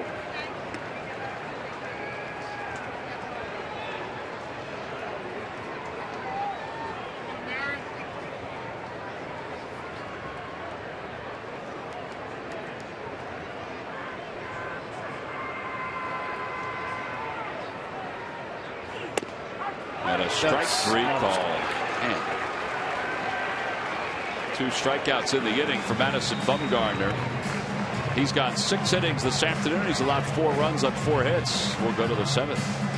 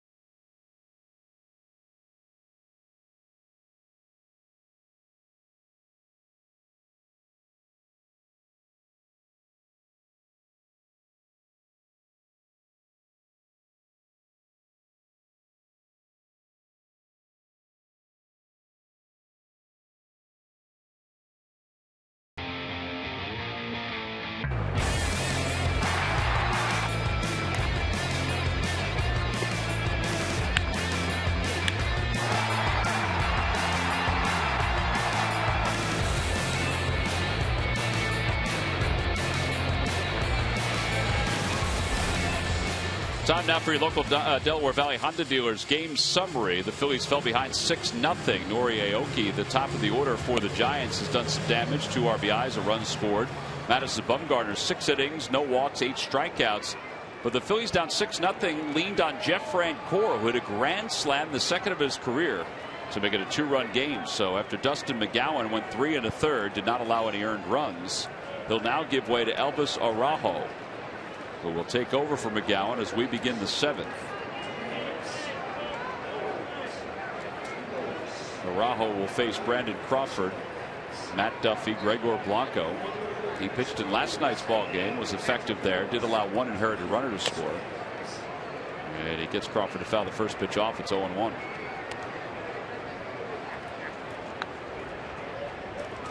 Nice job by Dustin McGowan coming in, throwing 3 1/3. Saving your bullpen, and really keeping you close and giving you an opportunity to win this game at 6-4 right now. You're right. But I was just looking at just Brandon Crawford, and man, this guy's become a heck of a hitter, an offense, great shortstop, and his numbers: 8 home runs, 38 RBIs. Solid defense. Off the glove of Ruiz. He's on pace for 100 ribbies. Yeah, they were talking about that when the Giants were coming in. They were discussing why they've been successful, and they point to him as a big reason. He's 2 home runs away from his career high. He's 10 is his career high. And obviously what you said, Mike, he's on pace for 100 RBIs and 24 home runs. That's MVP number. You know, those are MVP numbers for a shortstop. For a Gold Glove shortstop on a winning team.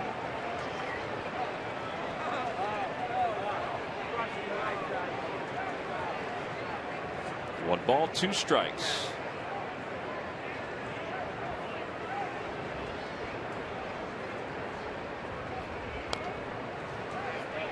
And he just gets a piece of it to stay alive.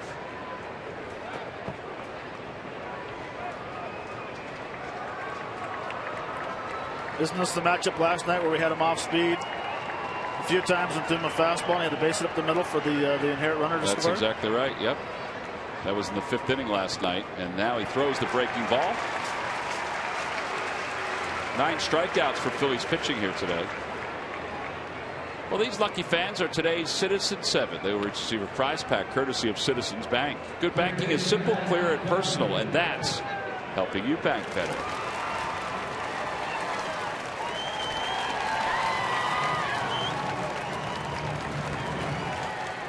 Matt Duffy's 2 for 3, an RBI single in the second or in the third inning, excuse me, and then a double in the fifth.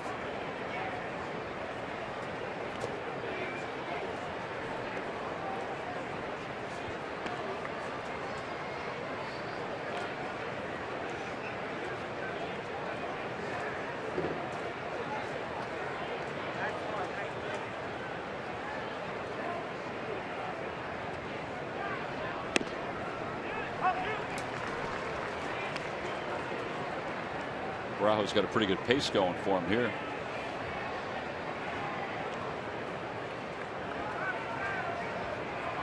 He's got a very good arm. When he throws strikes, it's very tough to hit.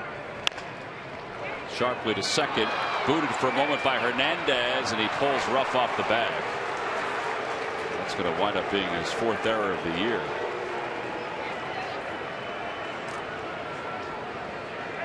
Ball was stung by Duffy. Yep.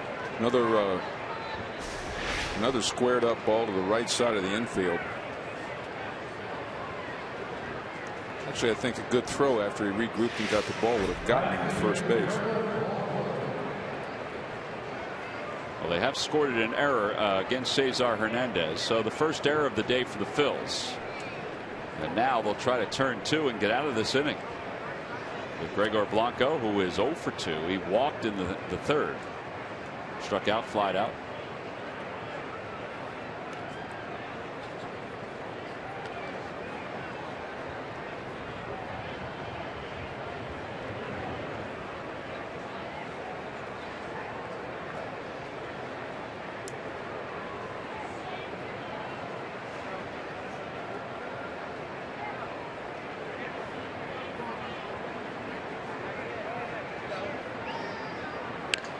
Softly to the right side. Hernandez has it, and his only play is to first. Fielder's choice. 4-3 on the putout. Every time the Phillies pitchers retire the opposition 1-2-3, Comcast will make a contribution to Phillies charities. Phillies baseball is brought to you by Xfinity, the official entertainment provider of the Philadelphia Phillies. Well, here's Bumgarner.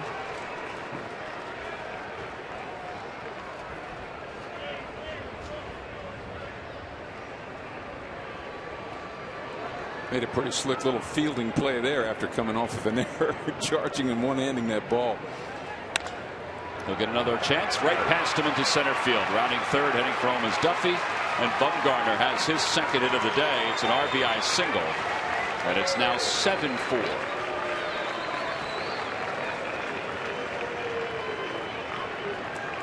Boy, that's a big hit right there for the Giants. Real big hit by Bumgarner.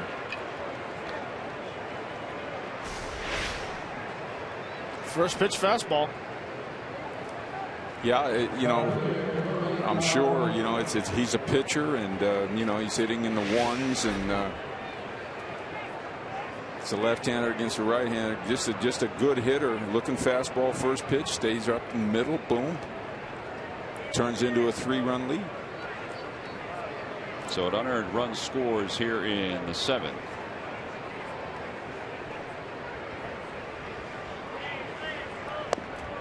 Fastball, it's 0-1.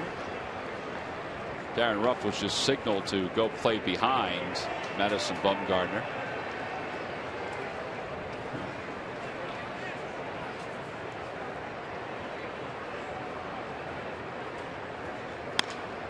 And that one's floated into left field, a base hit.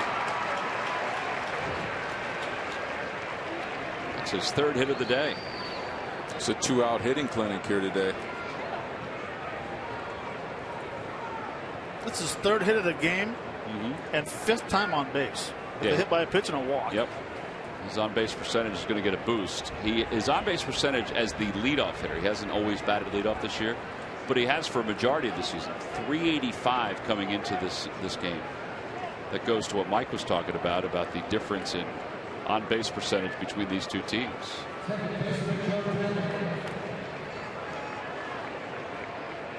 But I will say this, though, with the Phillies, their on-base percentage was low at the start of the season because it really, besides Freddie Galvis and Cody Ashley swing the bat well, and that's jumped up quite a bit. Right.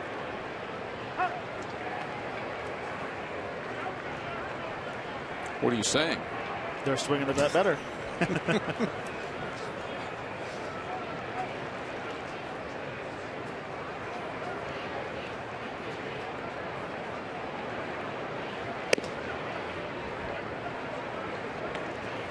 I guess there are a lot of statistical barometers that you can judge teams by. Obviously, runs per game would be one. Team ERA would be another. Where you rank in Major League Baseball with those stats. The one that we just were talking about, the team on base percentage, would be very telling. I mean, if your team is making the most outs, your hitters are making the highest percentage of outs, it's not good. Even if you have a top flight pitching staff, it's still not good to be at the bottom of that number. 2 balls and 2 strikes to Panic. He extended his hitting streak to 11 straight in his first at bat.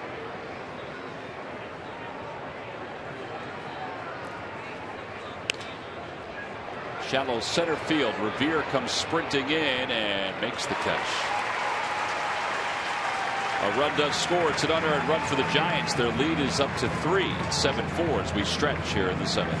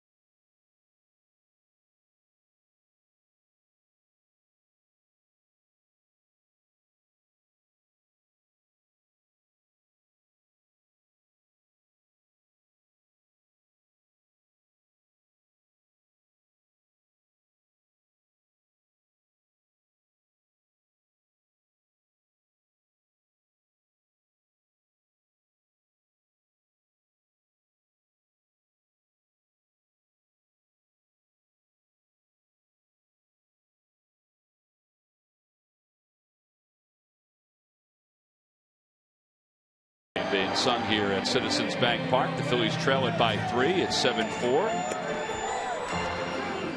Time now for our W.B. Mason deliveries of the game. Well, back in the 4th inning, this was a big one for the Phils. Brought them within 2, Matt. Well, it was, and they were down 6-0, and Jeff Francoeur gets a fastball out over the plate, crushes it to left field to make the game 6-4 in his first grand slam since 2006. That's why it's your W.B. Mason delivery of the game. Well, now the Phillies will face Madison Bumgarner down by 3 after the unearned run.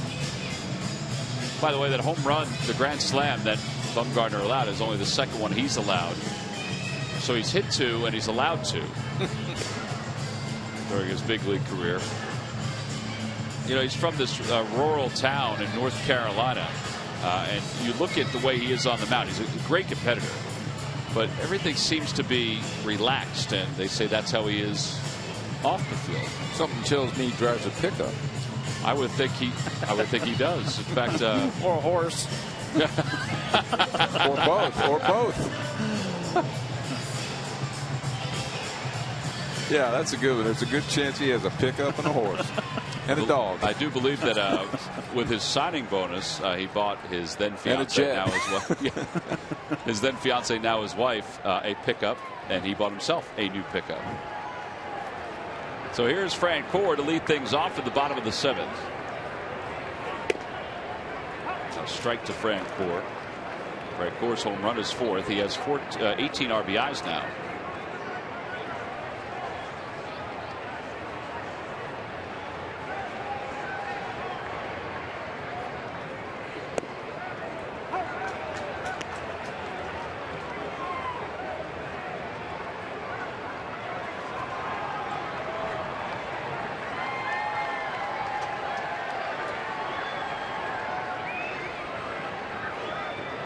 In the dirt, 1 ball, 2 strikes.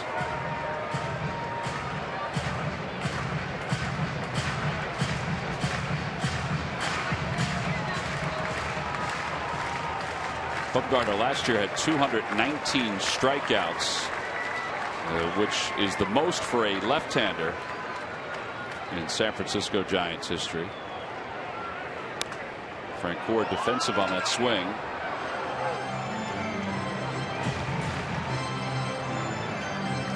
Toyota Major League scoreboard, the Marlins and the Rockies are in the top of the 2nd. It's 4-0. Rockies on top. Nolan Arenado, a 2-run triple for Colorado. Boy, Francoeur is right on it. Out front, and it remains 1-2.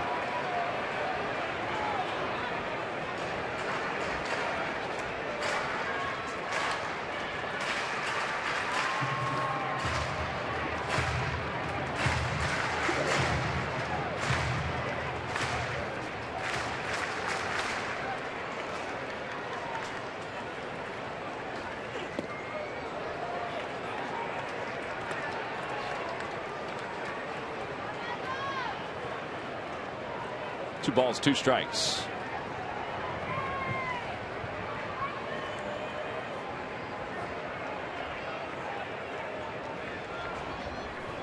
Curveball chopped toward the middle, and Crawford can't get to it. A base hit. Second hit of the game for Jeff Francoeur.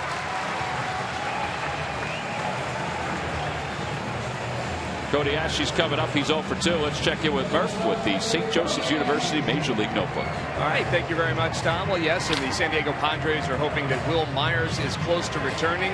He has been out with a tendonitis in his wrist since early May. He injured that when he was sliding into a base, but took some swings today with the team. He said he looked good, so they stuck him on a plane. He's headed to Las Vegas, where he'll play 3 rehab games. They're hoping after that, if all goes well, he can be back with the team. And I know you guys know the scary moment that happened in Fenway Park last night. Tanya Carpenter, a woman, was struck with a broken bat in the head, and she was taken out of Fenway Park with what they were describing as life-threatening injuries. The bat was off Brett Lowry. He grounded out to second base, but the bat shattered, went into the crowd. It struck her in the head. When they got her to the hospital, she was in a life-threatening condition. However, they are saying today downgraded to serious condition, or upgraded, I should say, serious condition now, and is recovering. The family's asking for some privacy, which is a good sign as well. So it seems to be heading in the right direction, but certainly a very scary moment at Fenway Park last night, guys. Well, we all got a chance this morning, I think, to watch the replay. And for Lowry, he felt awful after the game was over with. Talked about how he thought about it for most of the game, and Red Sox players talked about the same thing. All the people that were around the young lady who was hit, who was there with her husband and I believe her son. That's right. 2 balls, 2 strikes to Cody Ashley.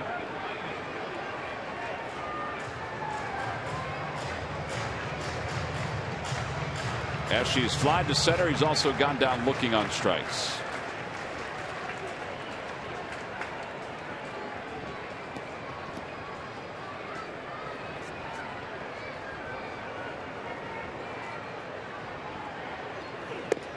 And Ashley is struck out for the 2nd time. And Tom, I also have one additional note to the notebook. It's more like a public service announcement. But Nice. I like those. Yeah, I did want to let folks know that tomorrow on the concourse from 12 to 1 here at Citizens Bank Park, our own Matt Stairs will be signing his book, A Boy Named Matt.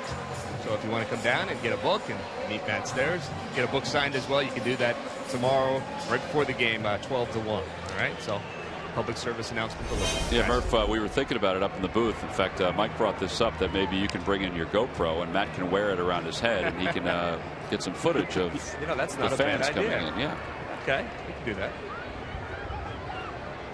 Matt, now proceeds of the sale of the book go to? All the proceeds go towards minor baseball back home in Fredericton, New Brunswick, and the process of trying to build an indoor facility for athletes to play year-round, play baseball.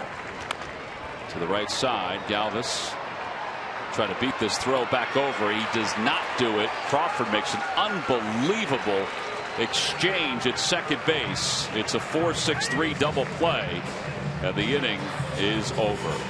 Well, this is a powerful arm from, as Mike said, potentially a Gold Glove shortstop at second base. The feed was there. He gets out of the way, and then bam, just in time to get Freddie Galvis to finish up the bottom of the seventh.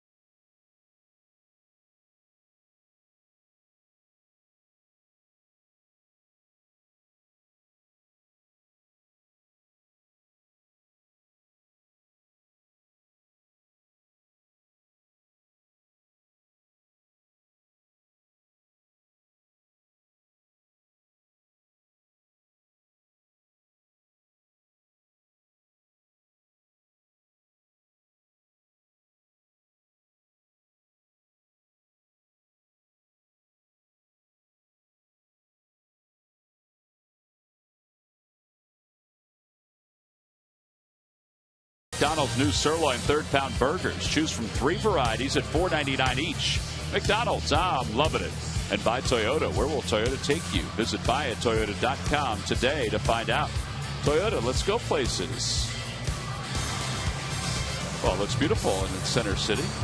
Our camera downtown, much different than it was several hours ago. Justin DeFreitas will take over for the Phillies here in the top of the 8th inning. It's 7-4 Giants on top. DeFreitas with a 3.86 earned run average.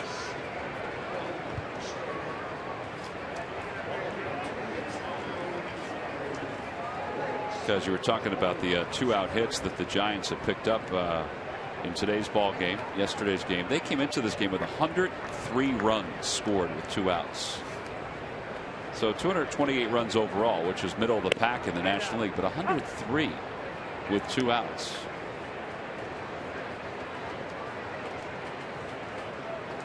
It's called putting the ball in play, and a lot of good things will happen. Yeah, we kind of saw that the other night, even when Freddie Galvis hit that chopper to the right side. Phillies won it in the bottom of the 9th inning.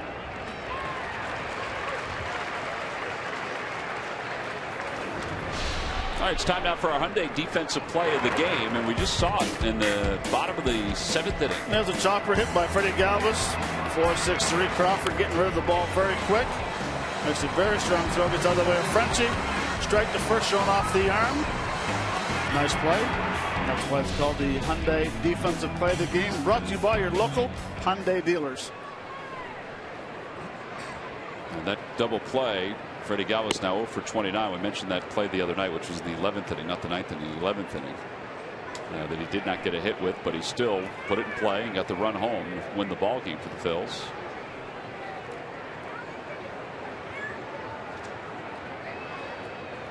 Buster Posey takes a slider outside, 2-0. You know, we're talking about these 2-out hits, incredible at-bats that the Giants seem to continually put on the opposition. It's Hensley Mullins is a name I'm not familiar with.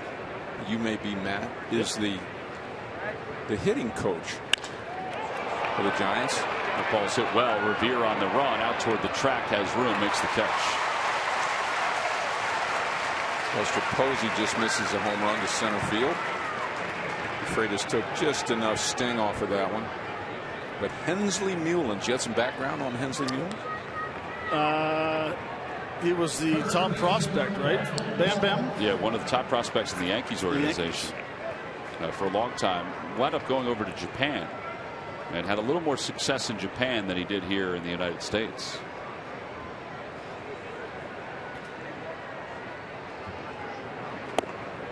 There was a point where it seemed like the Yankees had all these different players: Bernie Williams, Gerald Williams, Bam Bam Mullins, who they were touting as, you know, being these incredible prospects. Roberto Kelly was another one the Yankees had. He's the third base coach for the Giants. And not all of them obviously panned out. Bernie Williams probably panned out the best out of all. But Hensley Mullins was a, you know, power hitting prospect. There he is right there.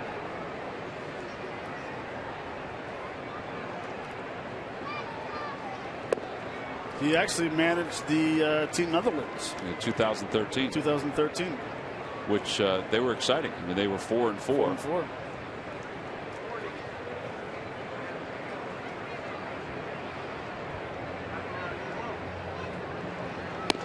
The knees 3-1. But you got to give credit to the Giants, not only their manager Bochy, but their coaching staff and their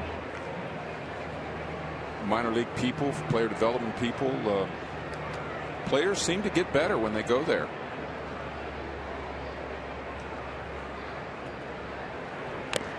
Foul tip, and it's 3-2.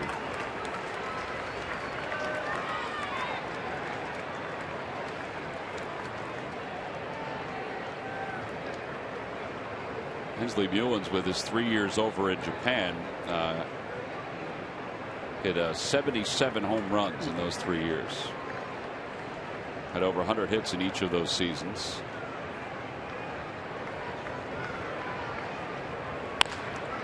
That one's golfed out to center field. Revere again ventures back. He'll be under it. And it's a 1-2-3 8th inning for Justin DeFreitas, so he keeps it at a 3-run ball game. We played 7.5 here in South Philadelphia. Phillies trail at 7-4.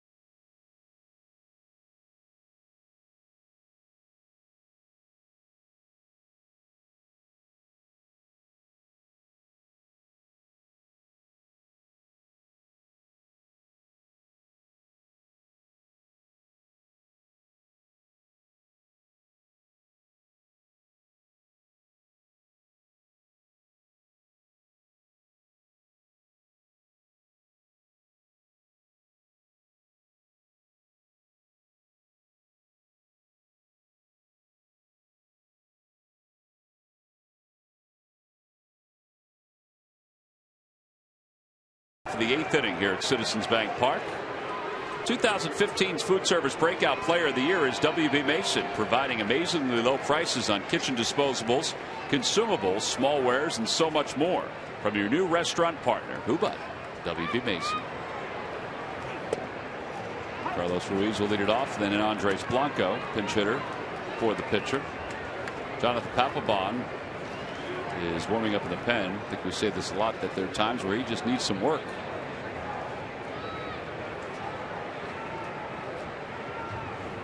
Curveball.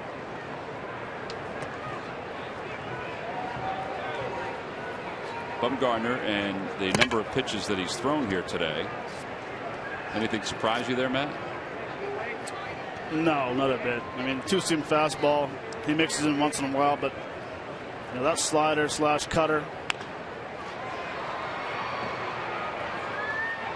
That was the pitch right there at 87, and it has a downhill tilt a little bit, so it's hard to determine if it's a slider or a cutter, but it moves enough to get in on the right-handed hitters. What impresses me is it's effortless. He has such a he uses some leverage so well. You know, he uses his body, and it's kind of like just hangs his arm out there and turns his body, and his arm kind of just follows. It's not a lot of snap to the elbow or snap to the wrist. It just doesn't seem like a lot of wear and tear. He's a big dude, you know, with wide shoulders. Yep. If you just watch, he just slings it up there. It's like he can pitch forever. Well, that's, I guess, what he did last year in the postseason. The only speed bump for him really was the 4th inning. 22 pitches. He allowed the grand slam. 1 ball and 1 strike to Andres Blanco. Blanco 5 pinch hits. All 5 are doubles.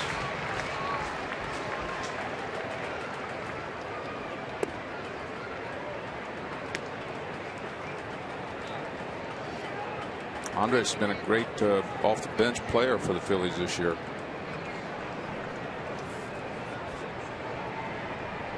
He'd give you a tough at bat.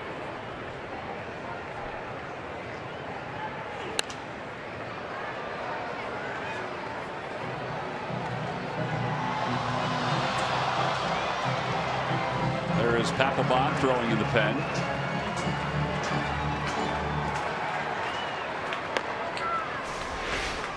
This is a tough one right here. 1, 2, 3, and then down. 3 hands, a few bounces, and then down into the lower level. Blanco sends one to the air to left field. That one's deep, and it is gone! A home run for Andres Blanco. His 6th pinch hit of the year. His 6th extra base hit as a pinch hitter this season. 7-5 ball game. And he will give you a tough at bat. Wow, that was deep. Squared up perfectly,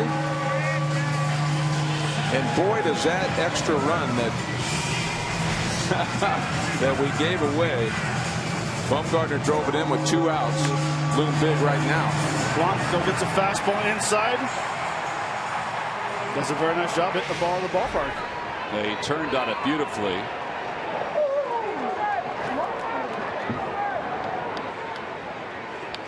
Revere takes inside, and all of a sudden the Giants have bullpen action. Lopez and Sergio Romo. Well, these guys on the team are very close too. They Hernandez and Blanco, Freddie, Franco, Carlos. And they look up to Andres, a guy they call Whitey. He enjoys the game, and what's nice is that he doesn't get an opportunity to play a lot, and he's okay with that because he knows his role. He accepts it.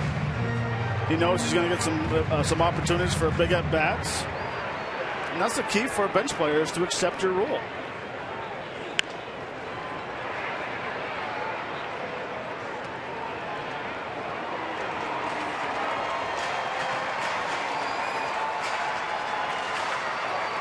Bennett's base hit in 3 at bats today. For Blanco, that's his first career pinch hit home run.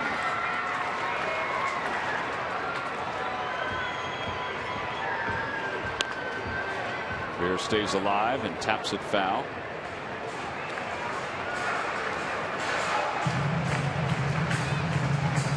You know, it's amazing. You'd think from the left side, based upon the stats, the few hits he gives up to left-handed hitters, that he'd be very uncomfortable reaching way out there.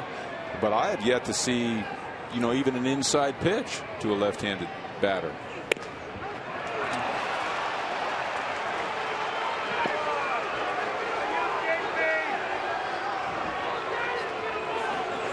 Oh, it's a pitcher's pitch. It's a tough strike for Revere.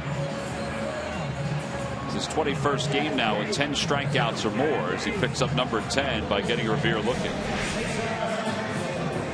See Posey set up off the plate. It's a tough pitch right there with that angle. With his arm angle, that is. Hate to overemphasize that whole framing routine, but I mean, Bumgarner hit Posey right in the middle.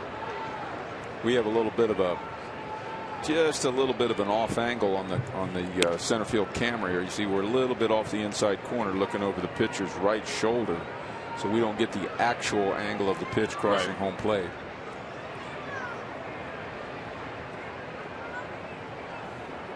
One ball, one strike to Hernandez. That one slings over for strike 2. It's 1-2.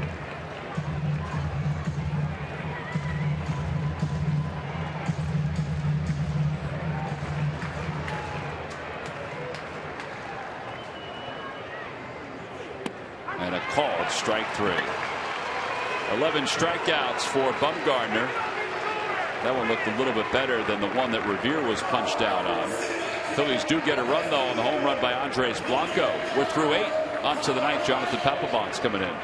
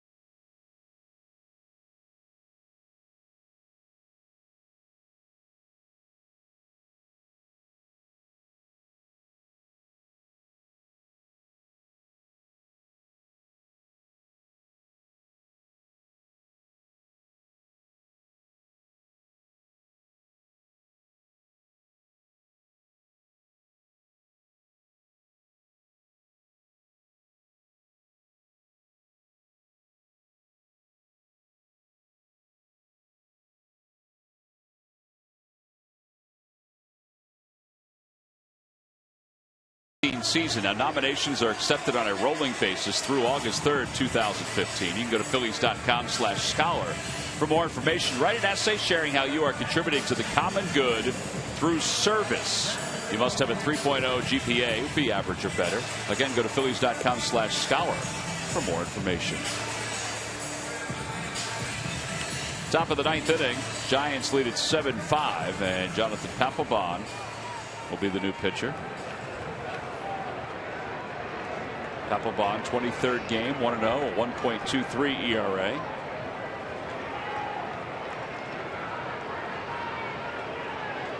On here to get some work. He'll face Brandon Crawford and to keep it at a 2-run game.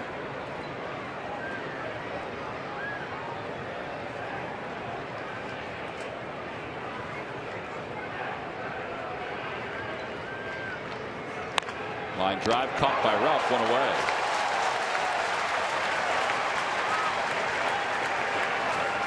Stay with them, yeah, as Pete Rose used to scream out of the dugout.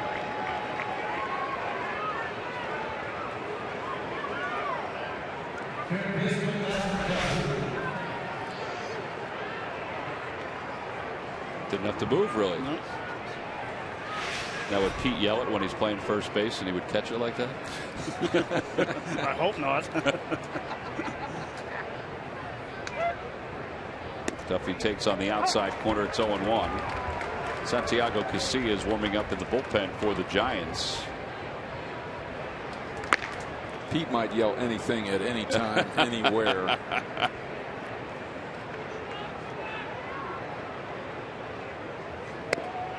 Oh, 2.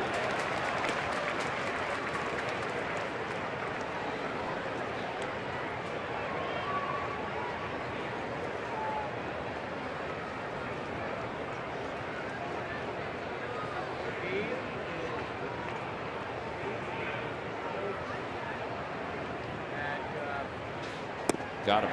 3 pitches. Strikeout number 1 for Papelbon.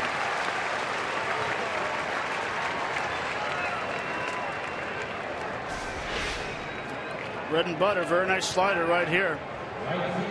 You know, I still say Pap adds that little element of uncertainty, that little element of, you know, the word fear, but it is what it is. You know, the batter has to be at times concerned about the ball when Pap's on the mound, because he'll loosen you up a little bit every now and then, and I think he busted that second pitch inside to Duffy just enough to keep him off that breaking ball away. Great point.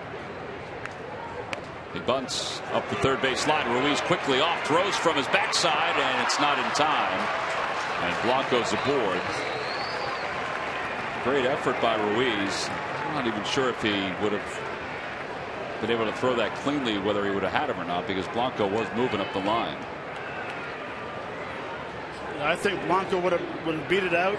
But the key is on this bunt is that he hits it off the end of the bat, deadens the ball. Perfect bunt. Great effort by Carlos. And you can see right there, he would have beat it very easily. Just a perfect bunt. And the key was off the end of the bat and deading the ball 15 feet out in front of home plate towards the line. So Blanco's at first. Now Justin Maxwell will pinch hit.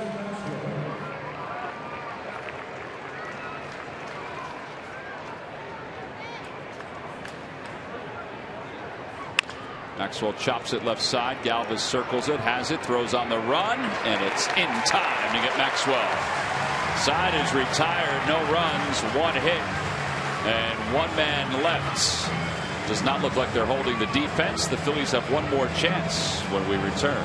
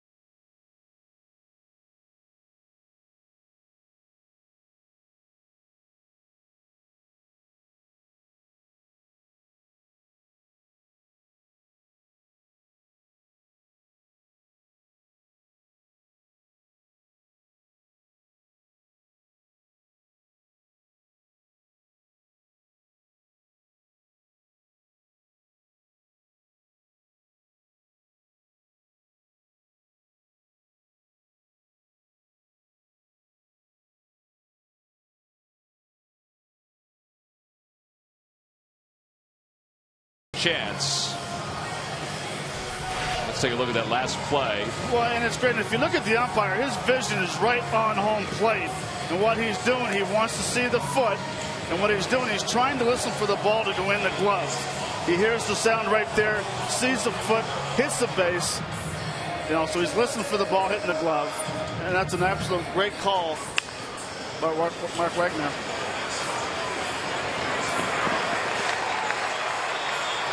All it is going off by sound.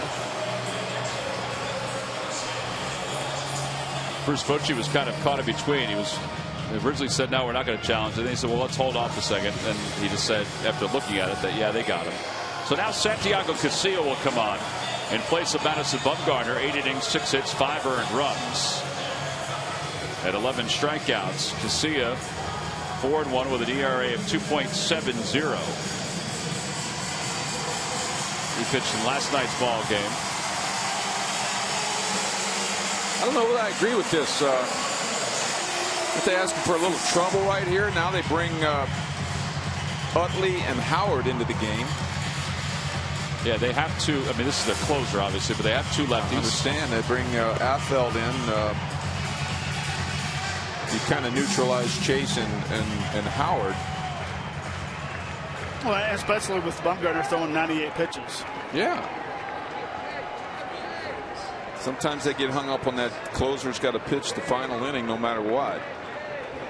We don't know how it's going to work out, but for the Phillies, I think they got to like what they see out there anyway.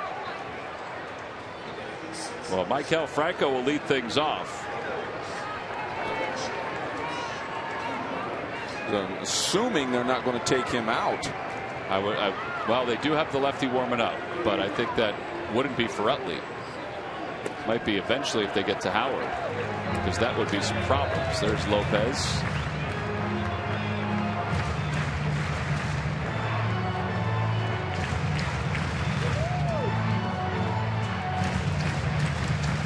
One ball, no strikes to Franco. 2 balls, no strikes. Maikel has singled today. 1 for 3.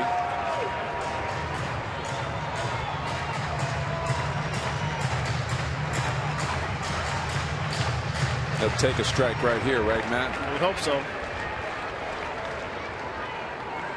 Need base runners.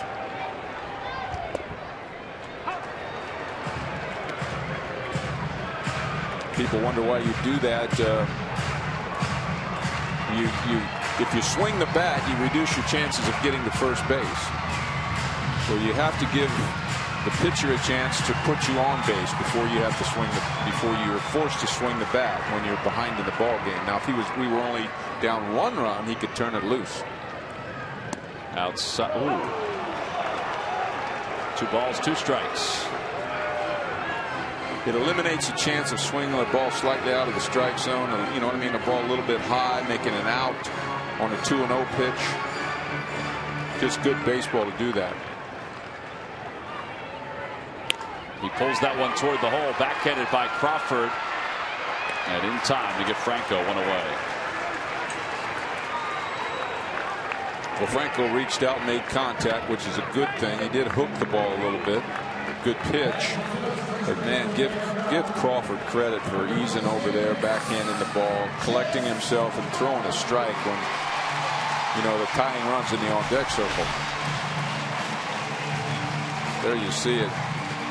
That's confidence.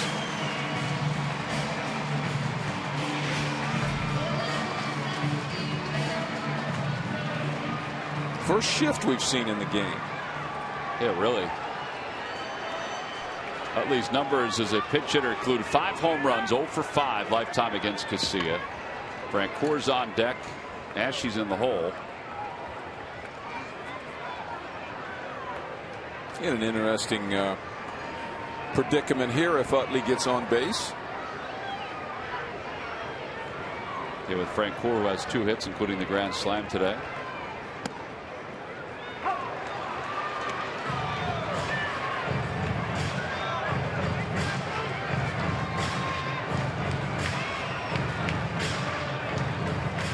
I do believe Chase disagreed with that pitch. If Chase would happen to get on base at some point, I think Ryan Howard has to show up at the plate, and I'm not sure who it'd be for. The guy that hit the grand slam.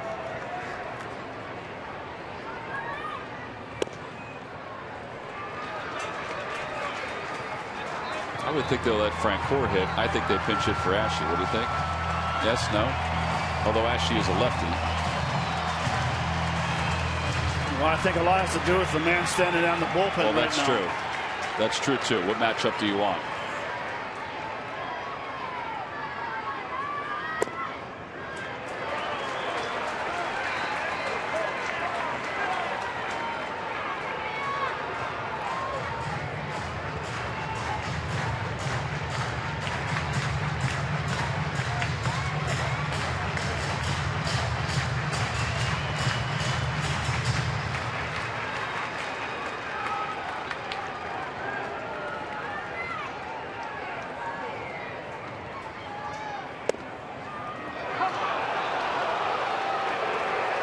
Good pitch right there. He kicked back with his leg and got a little extra on that fastball.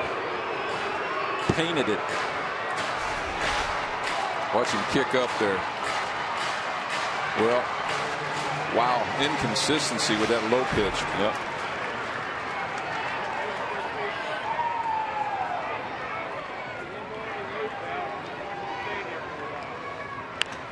He fouls it off to the left and out of play.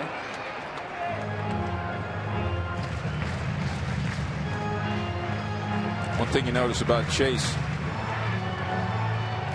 he'll bury his head in that strike zone with 2 strikes, like to make sure he finds that ball with that bat. He really keeps his chin down.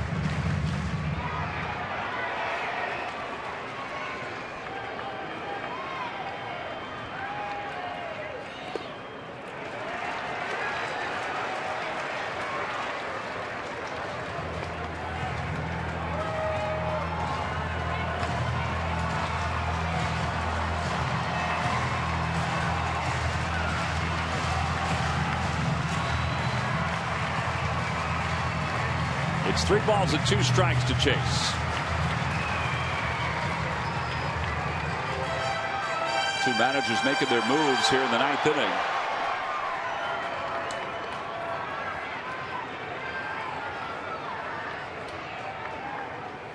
In the dirt, ball 4. So the tying run will get a chance to come up. Don't forget, coming up after the ball game, it's Cure Auto Insurance presents Phillies postgame live. Marlon Anderson will break down Madison Bumgarner's performance, maybe some swings from Jeff Francoeur. Again, that's all coming up after the game. Well, you're right. It's amazing. And this, you know, we have Ryan Howard sitting in the dugout. And Matt, you made a good point. You're looking out that bullpen. That left-hander's just standing there, you know, looming large. The left-hander in the bullpen. So, folks, here's where managing a baseball team gets real interesting. That's what these guys are paid the big bucks for. Trying to create the best matchup for their team at this point. Ryan Sandberg likes what he has in Francoeur in this situation right now. Plus, he's got a grand slam under his belt in the game and a base hit. Yeah, 2 for 3 with those 4 RBIs. He takes strike 1. It's 0-1.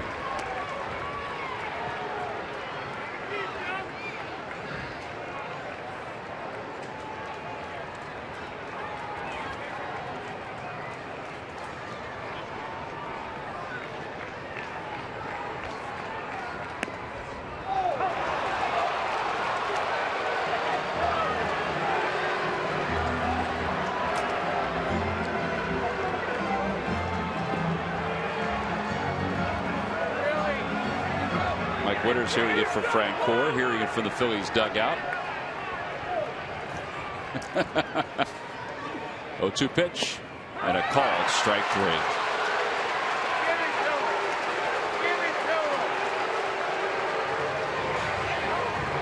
Three straight pitches. This is the backdoor 2-seamer. There again, hits Posey right in the glove. Sitting a little bit off the plate.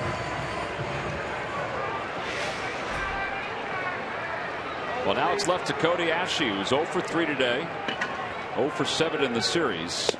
And he takes strike 1. It's 0-1.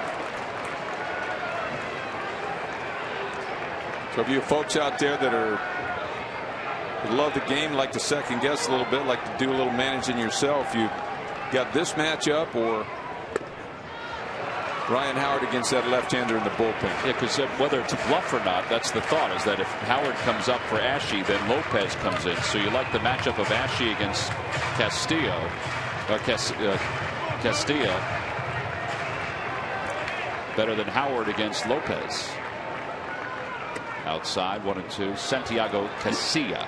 You know something, you'll like one of those matchups a lot better after you know what happens.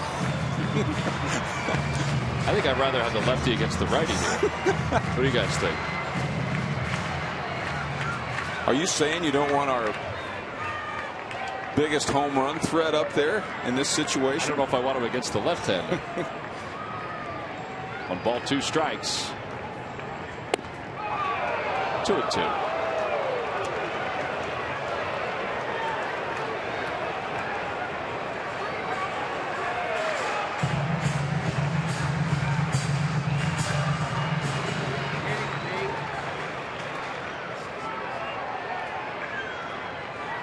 Goes, pitches a call, strike 3. Ashe goes down looking, and the ball game is over. Giants hang on and win it 7-5 over the Phillies. Chase Utley's left over at first base to wrap up this 9th inning. Back-to-back strikeouts from Santiago Casilla to get Jeff Francoeur looking, and then to get Cody Asche looking. Well, Madison Bumgarner, 11 strikeouts over 8 innings, is our Chevrolet player of the game. Well, he threw the ball very well, and the key is he threw a lot of strikes when he had to. Not very many balls out of the strike zone. Had good command of the slider, the fastball. Very good curveball right here to Cody Asche. Really, he was in early. He got a lot of early swings. Didn't work out a whole lot of pitches early in the game, but he had to bear down after the grand slam. I thought he threw the ball very well. That's why he walked 2 guys, punched out 11, but he did well, 5 earned runs. And oh, by the way, he had 2 knocks as well, which is a huge hit right there, the 2-out single up the middle.